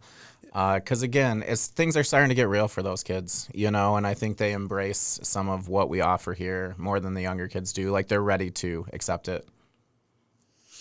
Our job as stewards of this community is to build the confidence, knowledge, and worldview of this. Yeah. Well, and I wouldn't say, so Nappy, clarify, and you probably meant this, but I'm going to clarify anyways. You say our job as stewards of this community is building the confidence, knowledge, and worldview. I would say I would add the word helping them to build their confidence, their knowledge, and their worldview as they mature. Because again, you don't necessarily want your kids or your students to mirror or verbatim whatever your worldview is and whatnot, right? You want them to form their own worldview in those sorts of things. And I think it's important that that to use your term again, Rabbi, to use as much positive reinforcement as possible to keep them thinking. Again, that being uniquely better, the idea of being hopeful that tomorrow I can learn something new, trust, obedience, challenge, change, growth. Why do we put relationships first at the top of the thing? Again, the whole idea is to be that first point of contact for a student that has no hope. So, I think it's interesting. One of the things when we talk in the interviews, or when I've been talking in the interviews recently about trust, obedience, challenge, change, growth, one of the things I asked the kids is I was like, do you have people in your life you trust? And the hope there is when they say yes, that's going to be so you understand that if you trust somebody, you're willing to listen to them. It's like the initial in. And I've unfortunately had a couple recently where it's like, no, I know there's nobody I trust, and that's a product of environment too, Yeah. And Dingle, I agree that you labels are people killers. Yeah. They absolutely just decimate hope. When kids, I refer to them as ropes, that we tie ropes to kids. That's another way of giving a kid a label. Yeah. Is, when we say to kids, in our case, you're here at Riseborough, if you did X, Y, Z to get expelled from school or get removed from school, the last thing we want to do is to consistently bring up that thing. Because if you bring it up, it remains this tether to the kid that they can never escape. And so we do our best to mitigate the reminder of what happened yesterday. And to just focus on what's possible today if you focus on some areas of growth, right? So there are loopholes. Not loopholes. There are hoops that you've got to jump through. There are kind of parameters to some of this stuff. It's not to say it's a free-for-all, but it genuinely is pretty open. So, Rabbi, you said something I want to get to as well. That's what it is. So yes, that's well said, but I think the problem is largely exposure to a broader worldview. And I want to talk about that broader worldview because the big problem that we have today is social media and a skewed media as a whole. I don't think anybody will deny that media is bias to some extent, for or against any one particular thing and or person. It's imperative that informing your worldview as a minor, somebody who is not mature in your thought process and can't logically necessarily gather all of the facts, right? Do your homework and pursue truth, whatever your truth is. It's hard for them to wade through all of the memes and social media isms and then to turn on any one of the news outlets and try and figure out what the reality of the worldview, what their worldview should be, right? Especially when you yourself you have this idea that you're already inherently bad. Everything around you that you touch is going to be bad because I just can't do things right. And then if you add in this idea of permanence, because this is the third step now, that this is never going to go away. It's just, this is the way it is. It doesn't feel like it's ever going to stop. how do you ever begin to encourage these kids? Yeah, and it's tough because social media is such a huge thing right now because social media is two sides of the extreme. Everybody's life is either the greatest ever on social media, and more people default that way, or everybody's life is the worst ever. And so you can find what you want to play into. So if you're already putting those labels on yourself or other people are putting them on you, you can go find things on social media in your friend base that speak into that. Yeah, you absolutely. know? And that's a tough battle. More like ripped immersed. Oops, that was me. I touched a button. You just wanted to hear that. It That's didn't. all. I mean, it didn't lie. I think Risk, a good point to this is what happened to you in 8th grade and what my vice principal said to me, and us overcoming that and taking that maybe even as a way a motivator, right? Yeah. You know, like Nick, you might not have heard my high school vice principal caught me and two of my friends out in the hall. I was not a good kid in high school, and said, "You three are going to be nothing but driftwood in life." That was his exact comment. And that's supposed to be someone that you're supposed to look up to who's to teach you how to be uniquely better. Yeah. And here I am coming on my 30th high school reunion, and that still sticks with me to this day. And I'm sure the experience Risk you had in 8th grade has obviously still stuck to you today. The fact that I can remember my 8th grade teacher's name, I can literally see the shirt she had on. Yeah, that's how impactful it was. Yep, that's crazy. But we chose to take those things and use them to our advantage by helping us drive to and strive to be better people. Right. Yeah, but I mean that's partly personality too, right? We're not one to be kicked to the ground and just stay there and take another kick. You know, this isn't a free for all. In my life, I'm like, no. I'll take one, but know that I'm going to give one too. That's my thought process. You know, if life takes a swing at me, know that I'm going to take a swing back. That's just kind of always been my MO. And in the minute you say no, you can't, I'm like, oh yeah, I'm gonna show you. You know, and I'm sure you guys will hear that from me a lot. But did you want to add any more to that? I think that's Rabbi. I agree with you that you're not trying to raise your daughter, and that it really is what we're trying. It almost personifies what we're trying to do here is to help give these kids the tools, calm things down enough, because they have the tools. They have so much life experience beyond any most adults that I know. Yeah. They have the tools. They know that when this happens, that this is going to happen. They know cause and effect really well. What they don't have is what we refer to as capacity. If the glass is full, the glass is full. I mean, you can't add any more to it. And so our whole job, when we talk about giving them the tools to make their own good decisions, the reality is there's no capacity left to give them any more tools because they're so full of crap. They're so frustrated. They're so angry. They're so scared. There's so many negative emotions going on that when we step into their world and say, breathe, and take the young lady the other day that was in the office blowing up and, all I did to her when she came in my office, I literally rubbed her back and I literally said to her, just breathe, kiddo. I just want you to breathe. And I rubbed the center of her back. That's all I did. Yeah. That's what calmed her down. And she literally within 30 seconds stopped shaking, calmed right down, and was like, okay, I'm ready to talk. Yeah. You know, it's not magic. These kids just don't have capacity. Now, is it acceptable what happened? Absolutely not. No. But the reality is my point is there's no capacity left. And so when we say, I just want to help them, give them the tools to make their own decisions, we're thinking of our own kids and our hosts as we sit and have dinner together, have dinner, with all the trimmings and everything else. We know that our kids, when they have a bad day, I can teach them a tool that's going to help them overcome that thing again. Our kids don't have that. No. They just, they don't have that person generally in their lives that already exists. And B, they don't have there's nothing left here.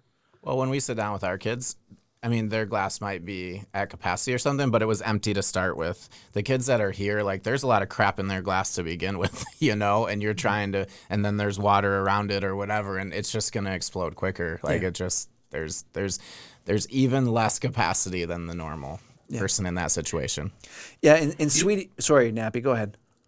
No, go ahead. No, go ahead. No, I was just going to say, Sweetie, in the idea of labeling, it's so no matter what you do, sweetie, as you pursue your career and move into the world that you're going into, do your best to focus on that idea of labeling. Keep that at the forefront, because know that the minute you label one of these folks that you're going to bump up against, know that you're almost boxing them up.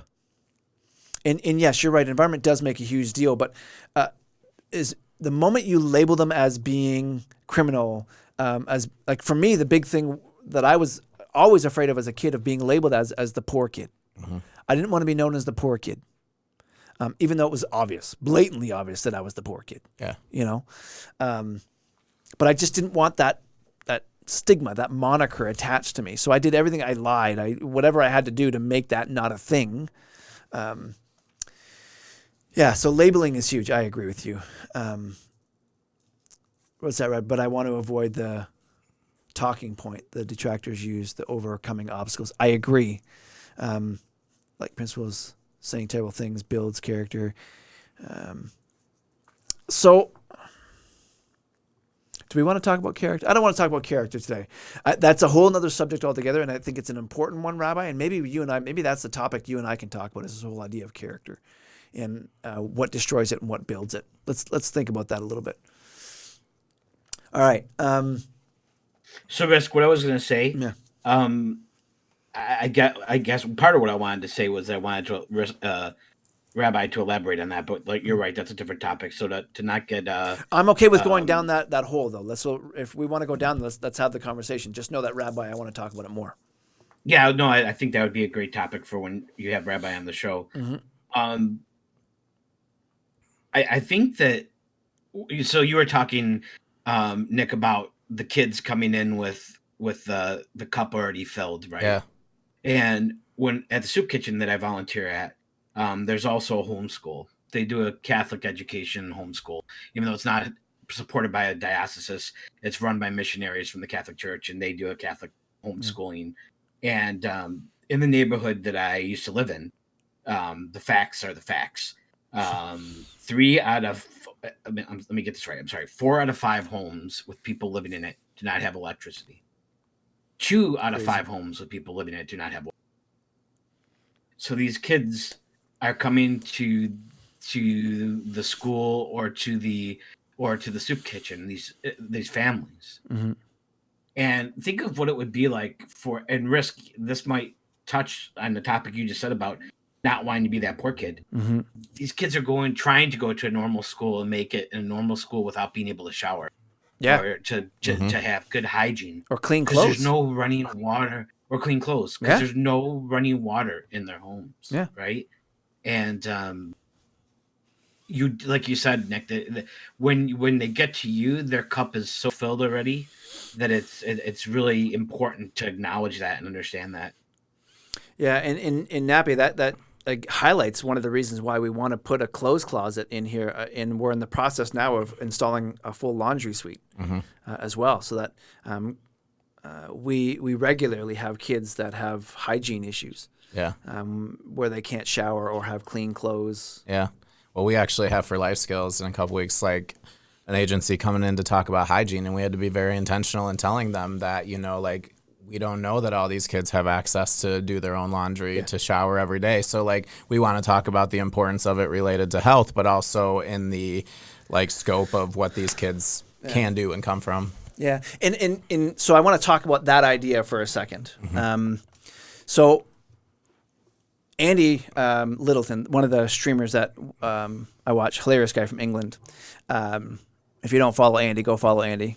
And he says it a lot in his stream. He kind of does it as a joke, but I know it resonated with him. And it was the idea of don't ask me what I know, ask me what my capacity to do what I know is.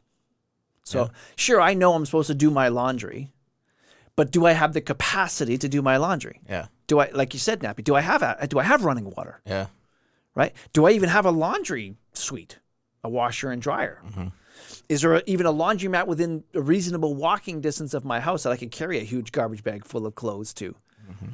Right?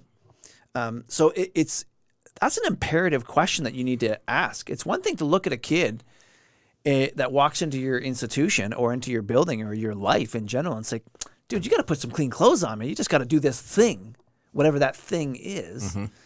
And the assumption that you're making is that they didn't know that already. And then the assumption is that they have the capacity to do what it is that you're asking them. And that's dangerous for the work that we do, Nick. Yeah. You know, in that we think that when I say to a kid, hey, all you have to do is X, Y, Z, that when we say capacity, we're not just talking about the physical capacity to go wash your clothes. I'm talking about the emotional or social or intellectual capacity to do the things that we're asking them to do. Yeah. And these are all things, and that back up one step to say that's even going to change on a daily basis. Yeah. That gets to the whole breakfast thing. Yeah. Why we want to sit with these kids for 30 seconds in the morning, before we go straight to class. So, yeah. What's that, Rabbi? It's all perceived, learned. It's all learned. It's all learned. I guess it's how you developed it as how you're raised, because those skills were not taught to them because maybe their parents didn't do that or didn't have the capacity to do that. Now, are you talking specifically about the ability to emotionally regulate or like do laundry? Like what you were talking about, Nappy? Both, everything. Yeah. I mean, if you have a parent that flies off the cuff at everything, are you not going to be more likely to do that yourself? You're gonna. It's a learned behavior, right? Yeah, and one of the things that we bump into a lot here are parents who like to or try to lie and deceive the institution, right? Because they think that they can achieve more, better, whatever from us by saying, "Oh yeah, no, everything's great." No, just if you tell us the truth, that's really where the help's going to come from. If you lie to me and say everything's great, I don't know what to focus on with your student. Yep. Right. Yeah. So. All right. So that idea of, again, don't ask me what I know, ask me what my capacity is to do what I know is. So we get into the idea of self-help versus the ability to seek help. Yeah. So self-help is my ability to help or do for myself. I think it's fair to say that most often when we see people walking down the street or walk into our building, into our programs, that we have the built-in assumption that they have the capacity to do anything that I'm about to ask them to do. You walked into the building. Yeah. You're clearly physically able to do what I need you to do.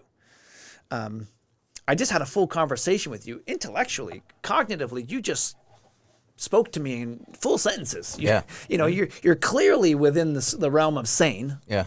The reality is, they may not be in a place where they can physically do what you're going to ask them. Again, is that idea of being full? Yeah. Sure, I can do all the things. You asked me to bark, I can bark. You asked me I can do the little pirouette thing. I can do all the things as you. But to get to Rabbi's point earlier, to be able to think for myself as you instruct is different. That's where it changes. I think his last comment makes a lot of sense too. I got to catch up here a little bit here. Environment. I think the idea that we, as fully mature, educated adults, have bad days with short tempers and attention spans. When I think goes wrong, or dealing with illness. Yeah, minor inconveniences. I understand that kids without benefits of experience, maturity. Yeah, it's a completely different thing. And you got to remember. So, again, remember when you talk about a kid having a bad day, what you're very likely talking about is this idea that a kid may have just watched his dad kick the crap out of mom. He may have just watched his mom shoot heroin before he dropped him off in the car while she was dropping him off at school. Any number of things. Diablo. Everything's great. 2 gifted sub from Milk Boy and awesome. What's that say? I don't know. Somebody say it for me. Vegeta Super Saiyan? Vegeta Super Saiyan? So, yeah, sure. Welcome. Thank you for gifting 2 subs, Diablo. I owe you some push-ups, buddy. Vegeta Super Saiyan. Thank you, Diablo.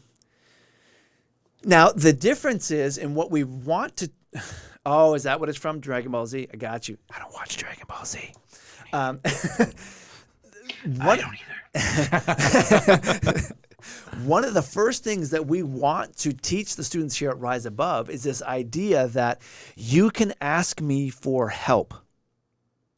I am here to give you anything that you need. I want you to ask. Yeah.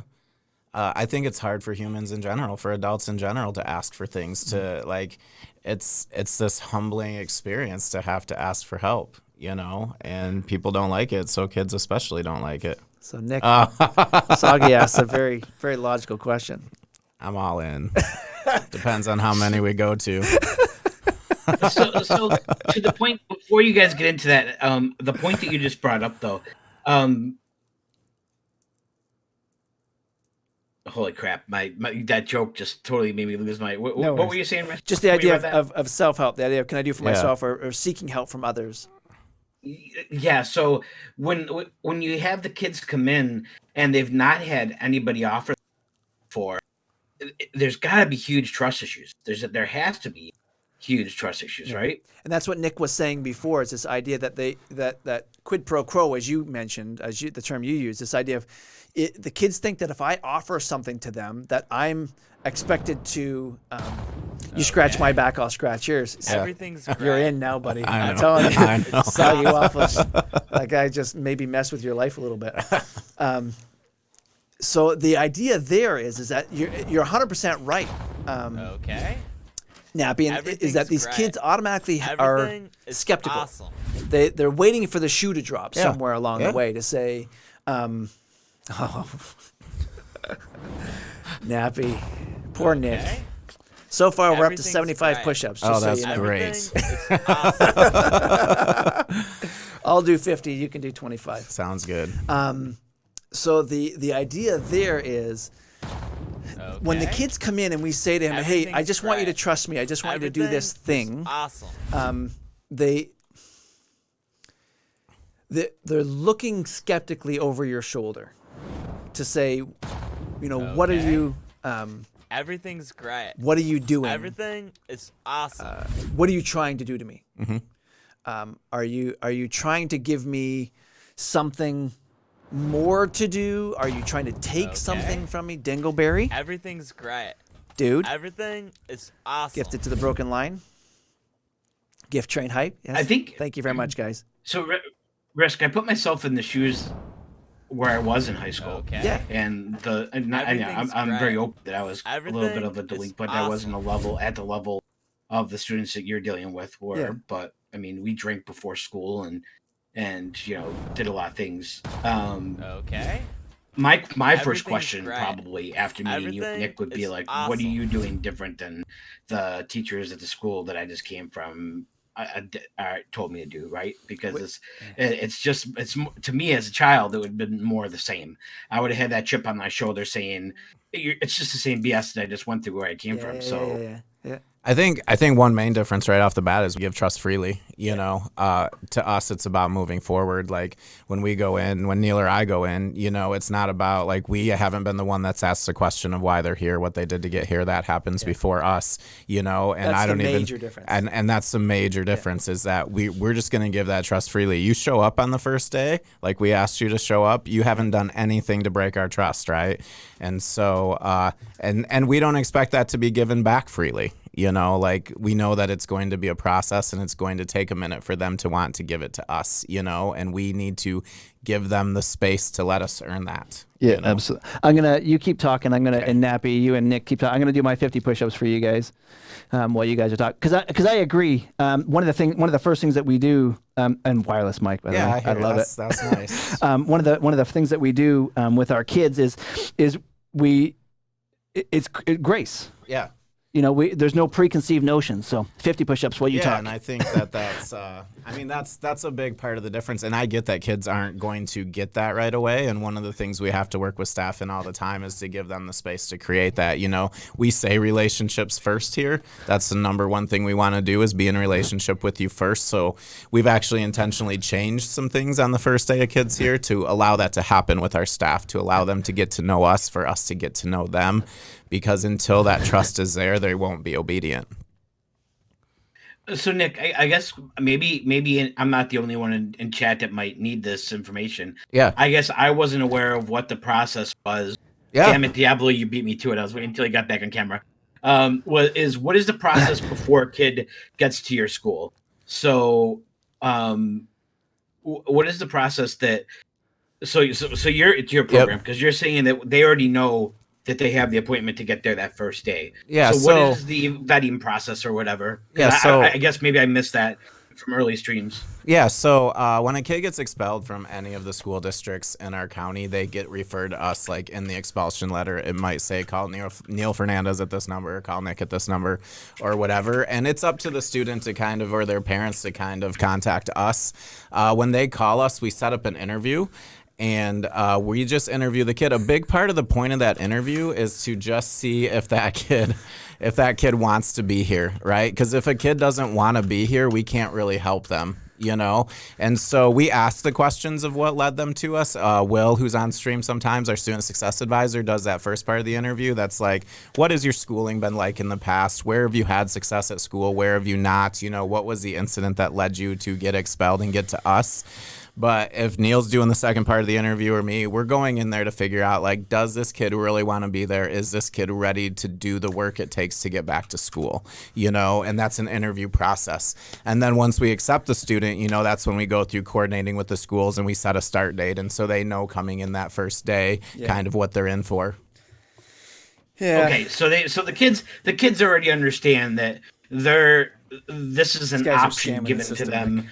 Which is, I'm assuming, is either be expelled from school or come to you for help. That's essentially, yeah. Essentially. And so initially, Nappy, it was when you get kicked out of school, come see us.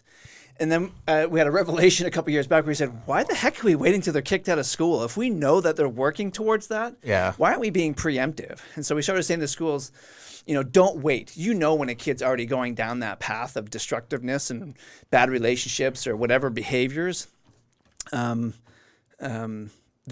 just said start referring them earlier, and they did, wholeheartedly. And we have both now. We have kids that are expelled, you know, legit expelled, and we have kids that like we've been preemptive with, and they're here because the school referred them, and we interviewed them, and it worked out, and it's saving an expulsion from their record for the time being, you know.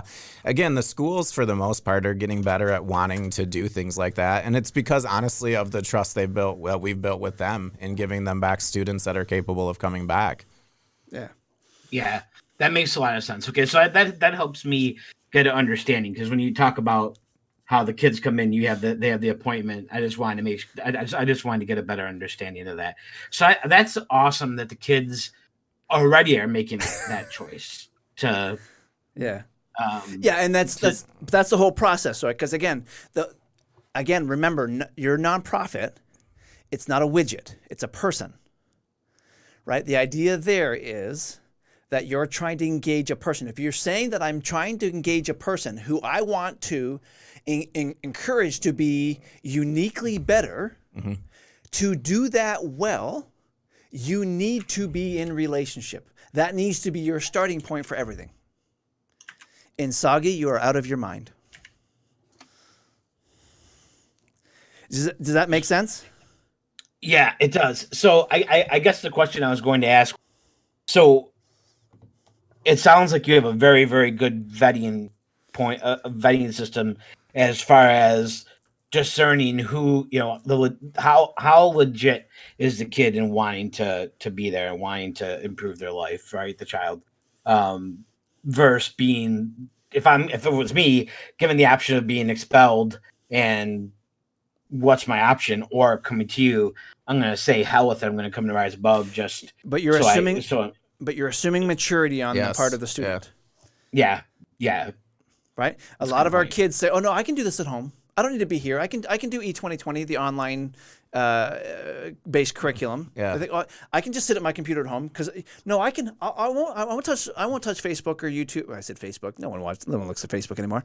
I won't go on YouTube or Twitch, Mom, while you're at work for 8 hours. I promise I'll do 8 hours of schoolwork. It never happens. Yeah. Yeah, It I'd doesn't- say our vetting process at the high school age is really good because again, the high schoolers are mature enough to kind of like we can tell if they're giving us crap or they know they're giving us crap and we can call them on it. At the middle school, they're a little more emotionally immature and it's hard, you know, It's extremely hard. and sometimes that one's a little tougher one where like I had a kid a couple weeks ago telling me, well, he was here because he was forced to be here, and I know that if a high schooler said that to me, I'd pretty much be done. But a middle schooler, I said to him, you know, oh, so mom like dragged you to the car and forcefully put you in the car, and he's like, well, no. And I said, and then you got here and mom had to like unbuckle your seatbelt and physically remove you, and he's like, no. I said, so you weren't forced to be here, so now let's get rid of that and have that. Whereas, you know, a high schooler saying that, I trust that, you know, it's like I'm here because mom threatened me, you know. And for sure. and that's a kid that you got to try to find a way to reach other ways, and if not, then they're not going to be here, you know. So Jamode asked the question: have we had any kids who initially did not want to be here and then came back later? Yes. Yeah. Yeah, we definitely have. Yeah, where we might tell them we don't think you're ready right now and call me when you are, and we get a call. You know, we don't always get that call, but we've definitely gotten that call. Yeah, and Jamode, I would add to that, many of our kids who come here and initially don't want to be here, finish the program and go back to whatever, will actually come to us and say, hey, can I come on your stream? Or come on your stream. Can I come back to your program? Yeah. I don't know why I said that, but maybe they do want to come on my stream. But I did say that because I want to show you guys this picture. I don't know if this will show or not. So this is Mrs. Fernandez and me went for dinner at the Olive Garden. It won't show very well.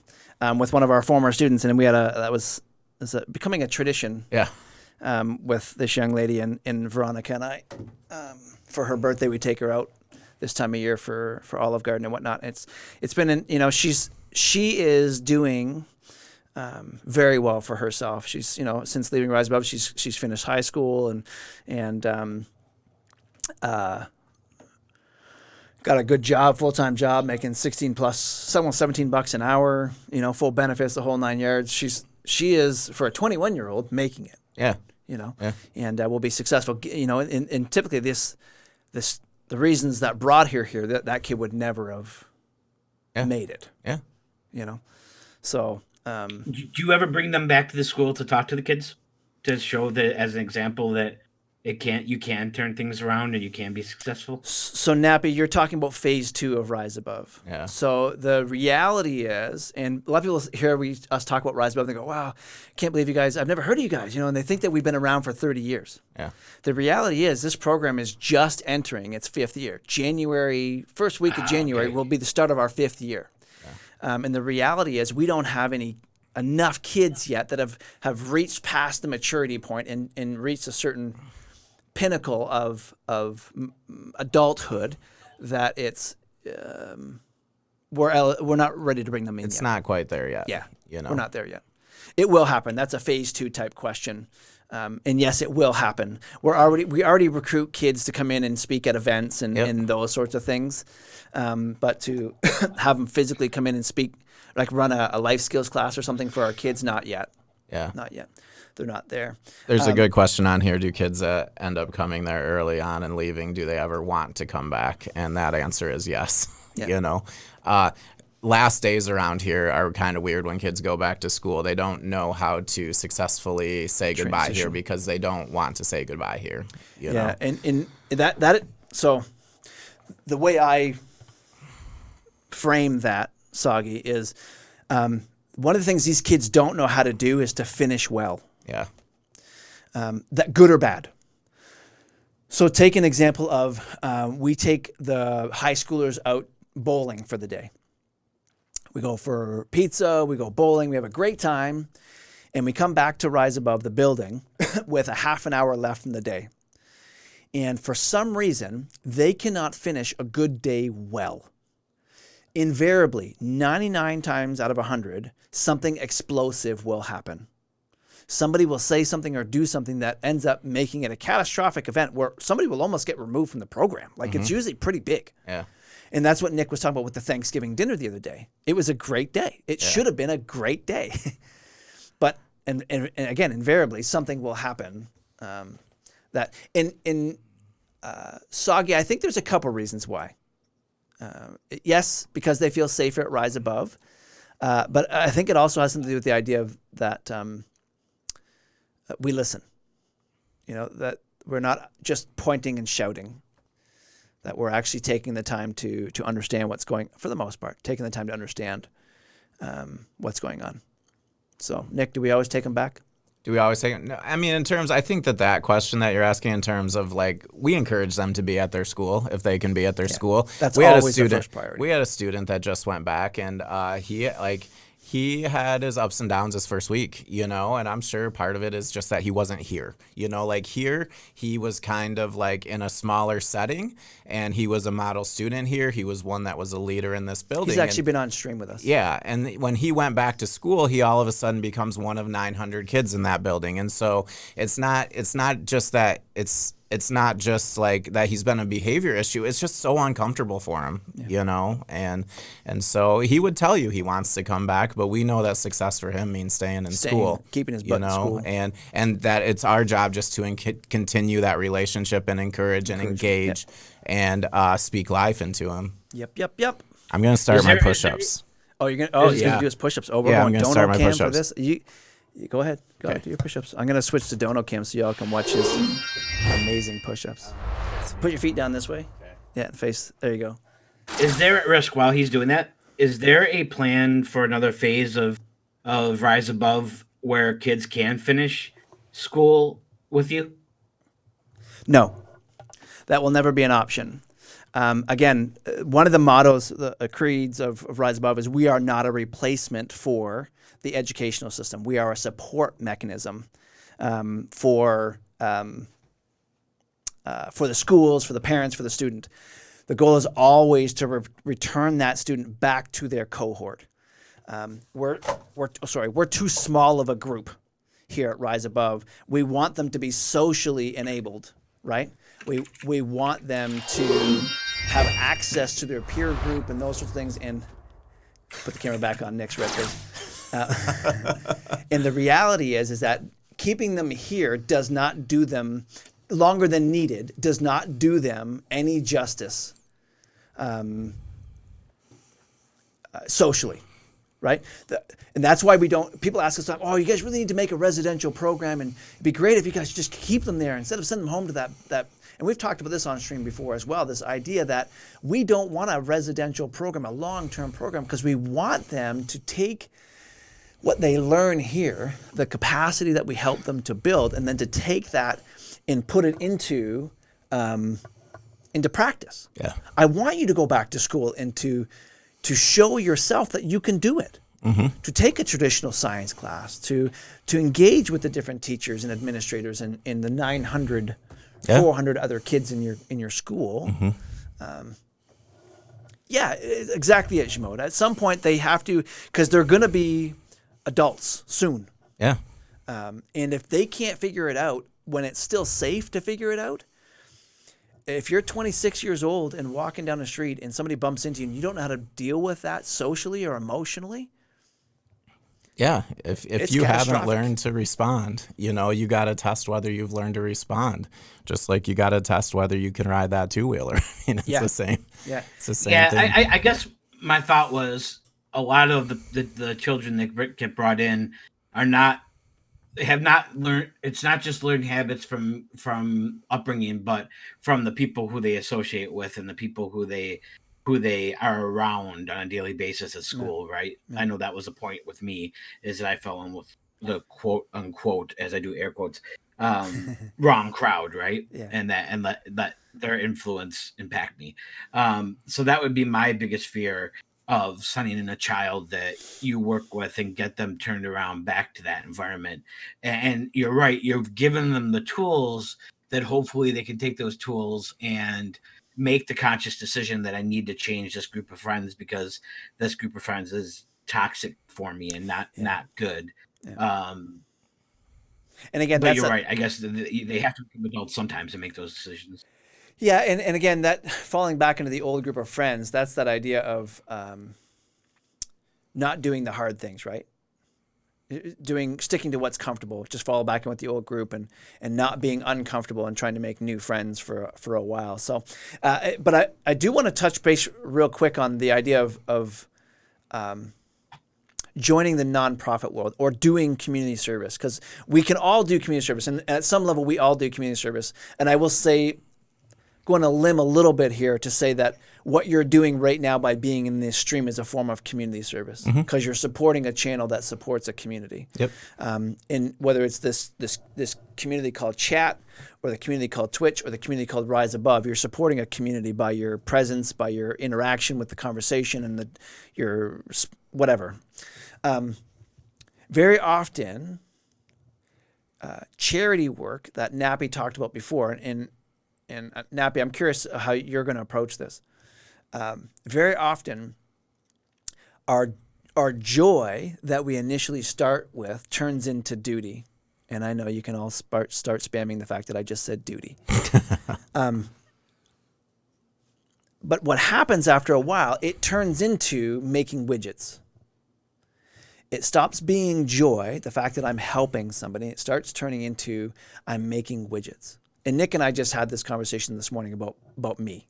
I'm emotionally, I'm spent, right? It's been a long 5 years to the point. I don't know if anyone's ever started a business, let alone something that's emotionally taxing like a nonprofit. But it's that's where the beauty of this community comes in. Because again, I said it to you guys last week. It's been tremendously supportive to me to be able to get some of this stuff out, and to vocalize this stuff, and to be a part of a community that's helping me to engage my brain in a new and a fun way. At least I hope it's fun. But it's the idea that my joy for a while has been duty, where I'm just going through the motions. And you guys have already brought up the young lady that I spoke about the other day that was in human trafficking and was once lost and has now been found. And I'm thankful for moments like that bring back my joy. Yeah. That allow me to get back to the reason why we started this program in the first place. And I pray that, it's that thing that brings us all together to have these conversations every Monday. So what about an after-school program to reinforce the things you've shown them after they go back?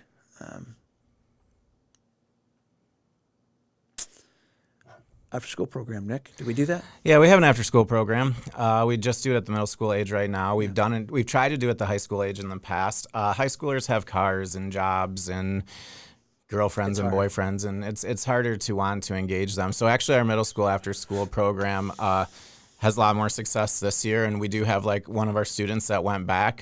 His school has an early release on Wednesdays, and he does come back and re-engage with that after-school program on Wednesdays when his school gets out early. So it's good. It's one of the things we want to do more of. We're working on a position right now to focus on that, which is good, So yeah, it's in the works, and it's had varying levels of success, but that is part of it. It is incumbent on us to maintain that relationship once they leave our program.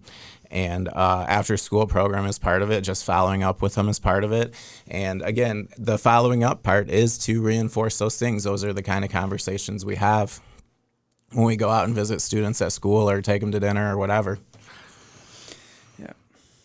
Dingleberry, what are you talking about? I was going to, but I'm not now. What does that refer to? Yeah, I agree, Dingleberry. Yeah, completely. So I want to take a step back a little bit, almost use the word digress here, when we're talking about this idea of hopelessness and the three personal barriers that we have to kind of overcome. And Nappy, I appreciate you being a part of the conversation today on this, but the idea that so preconceived notions. People just look at a kid and go, oh, that's a bad kid, or whatever the case is. So that lends itself to the logical question of, do you think people are inherently good or evil? Do you think that there's a predisposition almost to the idea that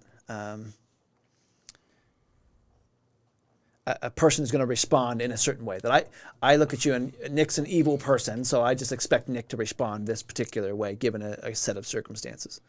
I think that's two different questions, Risk. I think you're asking that if people. I think you're asking if we can misjudge people based on what we see and what we think. Yeah. And then you're also asking if people are, like you said, born inherently good or evil. Sure. I think that's two separate points. Okay. I think if they're born that way, Yeah. I would lose faith in all humanity if that was the case. I truly think that we're a product of our environment and our upbringing. Mhm. I keep going back to that, and then how we respond to that. Sure. And I 100% think that people are predisposed to look at someone and make a judgment on them, no matter what. I mean, and this is in a positive way. Morgan saw Nick's hat and said, "I want to have coffee with this guy. He's cool." Yeah. And It's true. That's the reality of the Yeah. world we live in, right? Yeah. right, We all look at it each very other. much is. Yeah, And, and Rabbi was talking about worldview earlier. We all would look at each other through a filter, a lens, and we inherently either say this guy's good or this guy's bad. Yeah, and I think that we are doing a great injustice to everybody if we do that, because I think it's very easy to look and see how they're dressed or see how they carry themselves and immediately expect them to not be intelligent, or immediately expect them to be aloof, or think they're too cool, to for their own good. Yeah. But then when you get to talk to them and you see who they really are, Yeah. preconceived notions are out the door. Yeah, so would it be safe then to say, because a couple of you chimed in here, would it be safe to say that whatever you believe based on those questions then, that belief will then inherently dictate how you're going to respond to that person?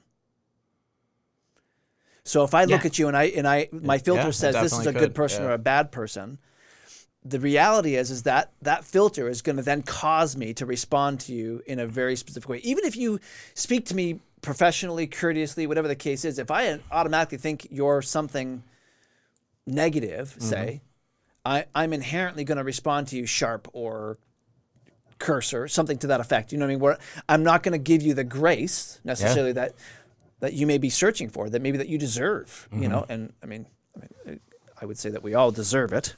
But the idea there is that those filters get in the way sometimes.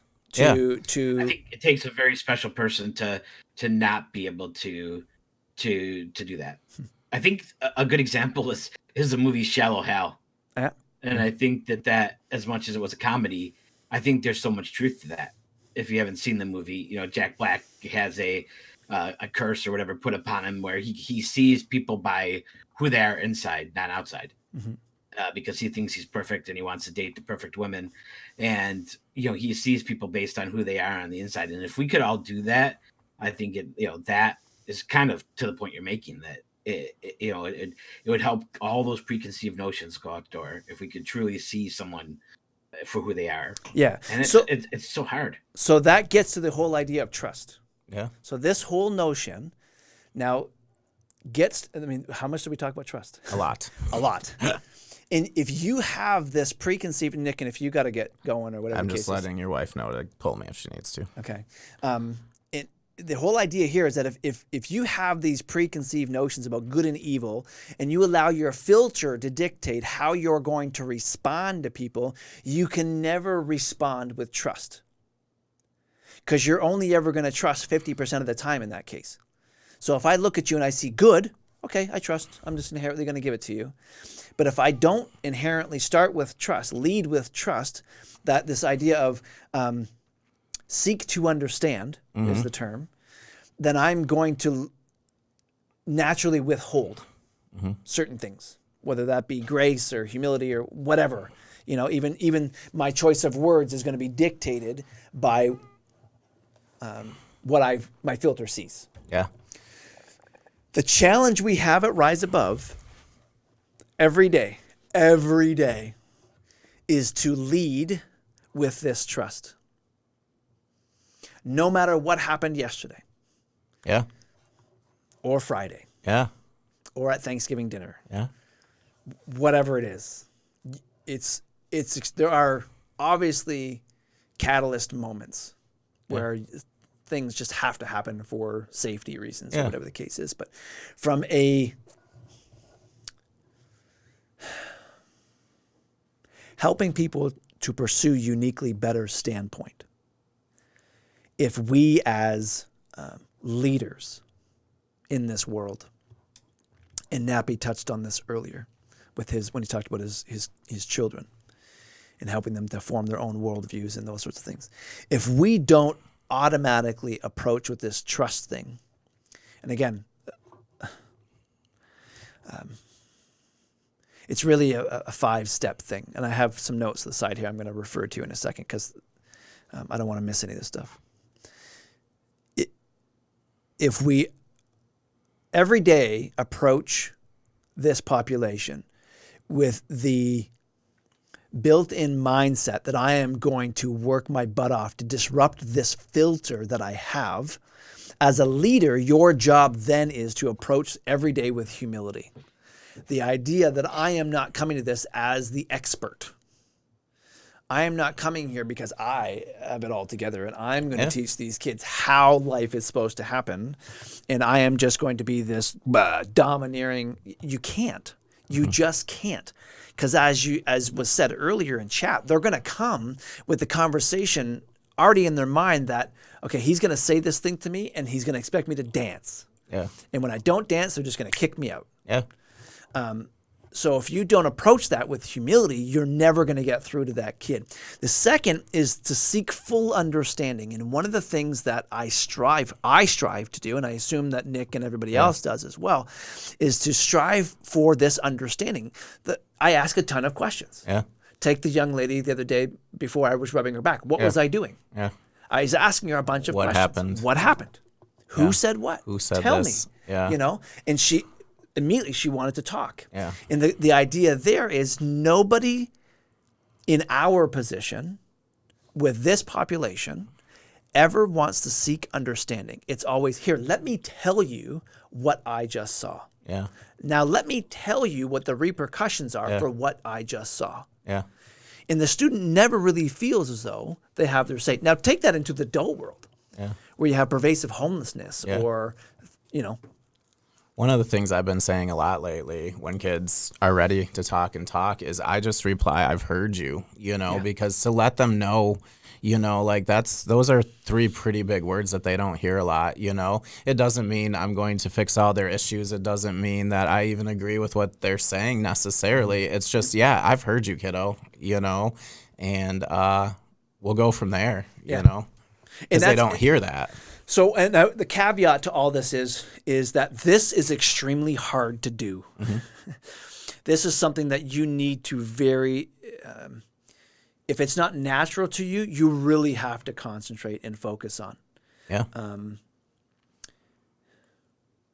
It's hard. And it's hard for the kids to receive it too. Like the young lady at Thanksgiving dinner the other day, when she came in today, I think she was bracing for me to be different to her or whatever because, we didn't end well that conversation. But again, I just, you just go up and you talk to her, and it took her a second to realize, he's moving on, and so and that's very different than the prevailing model. Yes. That again, back to that whole idea that rise above messes with the rules of the prevailing model. Yeah. That's what we're all about. The third thing is that our job is, all of us, is to approach conversations with openness. The idea is that I don't know your world. Mm-hmm. Nick, I don't know what you do every night when you go home. Mm-hmm. I don't know whether your home is healthy and functioning or whether it's in complete disarray. Mm-hmm. I don't assume that I know all of the goods and the bads of your family, and that the reality is if you come in and have a bad day and I just give you crap because you're not doing your job properly, the reality is I've probably missed something, an opportunity. Yeah. As Nappy, we talked about this idea of building relationship. Right? If I seek to come into your world with openness, say you don't talk like how I talk, with broken grammar and everything else. And I just because Nick talks perfect all the time, Nick thinks he's all that in a bag of chips, you know what I mean? So I've heard that. The reality there is that I can miss an opportunity. There's no openness. My approach is very closed because, again, that filter. If you're not like me, right? And that's it's lost on our society in a lot of ways. Yep. The fourth thing is then, as we approach humility, seek to understand, approach with openness. Is then to respond in respect. I've heard you. Mm-hmm. I get what you're saying, or I don't understand. Please help me understand. Continue. Yeah. to then want to not just dismiss what they've said, but to honestly approach it and to offer respect for their experiences, and to not I would think. Go ahead. No, please finish this. No, I was just saying, just to not disqualify what they've just expressed to you. Yeah, I would think probably the two most important sentences you can say to a child: "I see you and I hear you." Yeah. Yep, and that's what Nick. I think that's what Nick is saying. Yep. Yeah, and I think that's a big part of it. So, and then the idea of listen and obey, right? Listen to the kid and then obey the things that we've learned. So if I listen to a student, hear all the trauma that they're going through, and then completely throw it all out the window, and still respond to the way I initially intended to respond, right? And again, I go back to that Coca-Cola conversation that I've talked about, this idea of the worst employee ever for 5 years. And then the one day I finally got a chance to fire him, and I asked him what happened. And he tells me this horrifying story about his wife's cheating on him, his daughter's pregnant, his son's hooked on drugs, and all this stuff. And going into that conversation, I was ready to fire this guy. Now, if after hearing all that, all I did was just fire the guy, I've missed an opportunity. Yeah. I listened to him. I approached with humility, and I said, okay, whatever, what happened, guy? Why are we here? And then if I completely ignore everything that we've heard in that meeting and just continue to do the thing anyways, the exercise was futile. It was a waste of our time, right? Dingleberry, you got to take off, buddy. All right, man, take it easy. Thanks for stopping in, Dingleberry. Thanks for the gifted sub to the Borderline, man. I really appreciate you. And yeah, great stream. If anyone doesn't follow Dingleberry, he just started streaming. He's trying to get affiliated. Let's see if we can get him affiliated as quick as possible, guys and girls. Cool. Go drop him a follow and pop into his stream. Lurk as much as you can so that he can get his affiliate within the next 30 days or so. That'd be great. Because if we don't listen and obey to the things that we've learned, we can't ever begin to adopt the truths that we've encountered. Is the best way I can say. Yeah. Right. If all we ever do is just continue to spew the mantra, the rule book, or whatever you want to call it, you'll never meet every kid where they're at. And that's where real change comes from, is this idea that we're willing to, as we say, to make every relationship unique. Yep. So, Nappy, anything else you want to add in closing? No, thank you for having me. Thank you for letting me join and share some of my ideas and thoughts. And I'm usually doing this in chat. It's a lot easier to do it this way. As you can tell, I like to talk. Yeah. So we all do. Is Nappy the first one to stream like this? Nappy is the first one. That's awesome. Nappy, you absolutely just hit a home run for me today, buddy. I appreciate you being the guy to come in and to make this happen, third party like this, and making a home run stream for me today. Well, I hope I added enough context. Oh, heck yeah, dude. The topic. I mean, you know how much I believe in what you're doing. Yeah. It's important to me to support. Thank you, buddy. I really awesome. We appreciate it for sure. Yeah, 100%, buddy. And again, I know you all follow Nappy already, so I'm not even going to bother saying to go follow Nappy because I know you're all Napsters already. So I just want to say thanks to Nick for joining us today for thanks Nappy. For having me. Thank you to Dingleberry, Nappy, Diablo, Rabbi. see, Joe Cool. Everyone that donated bits and gave subs and followed today, Joe Cool with the follow today as well. And for all you folks in chat, you guys are really, really on top of it today. I really appreciate that. Again, if you guys can hang tight for a second as I jump you guys over, I'm going to go to Air Max as I usually do. Sweetie, thanks for jumping in. I hope this was what you were expecting, and I actually hope it wasn't what you were expecting. I hope it's beyond what you're expecting, and I hope it's something that will bring you back again in the future. Thank you guys again. Thank you to our AT&T, Best Buy, and Eaton for continuing to support our program and for making a lot of this happen and supporting us with finances. So, hey, can I say something really quick? Yeah, absolutely. Before you go, yeah. Sweetie, I don't know the story just from the glimpse, just from the pieces that Risk shared, and don't let those fears and concerns stop you from following the path that you're on. Because you have, when you're in that position that you're working towards, you'll have the power to control some of that. You might not have the power to control all of it, but you'll have the power to control some of it. And if you can control some of that, then you're doing so much good for those kids. Yeah. So just Well, kids and adults. I mean, that's the And reality adults, of the world, right? I mean, you can. This doesn't just work with kids. This works with everybody. Yeah. So, yeah. Thanks, guys and girls. I really appreciate you guys again for all you do. Hang tight for Air Max. Drop some leg day emotes or some Risky Merce hearts in there, and let them know that we're all coming to say hi. And thanks again. I'll see you guys next Monday. One other thing, there'll be an update probably next Monday on the new stream that could be coming in the new year. I won't talk about it right now, but I will talk about it probably next week to give some hints about what could be coming up. So thanks again, guys. Hang tight and say hi to Air Max for me. We love him to death. Nappy, thanks again for popping in, and we'll see you guys all next week. Sounds good. Bye for now. Bye.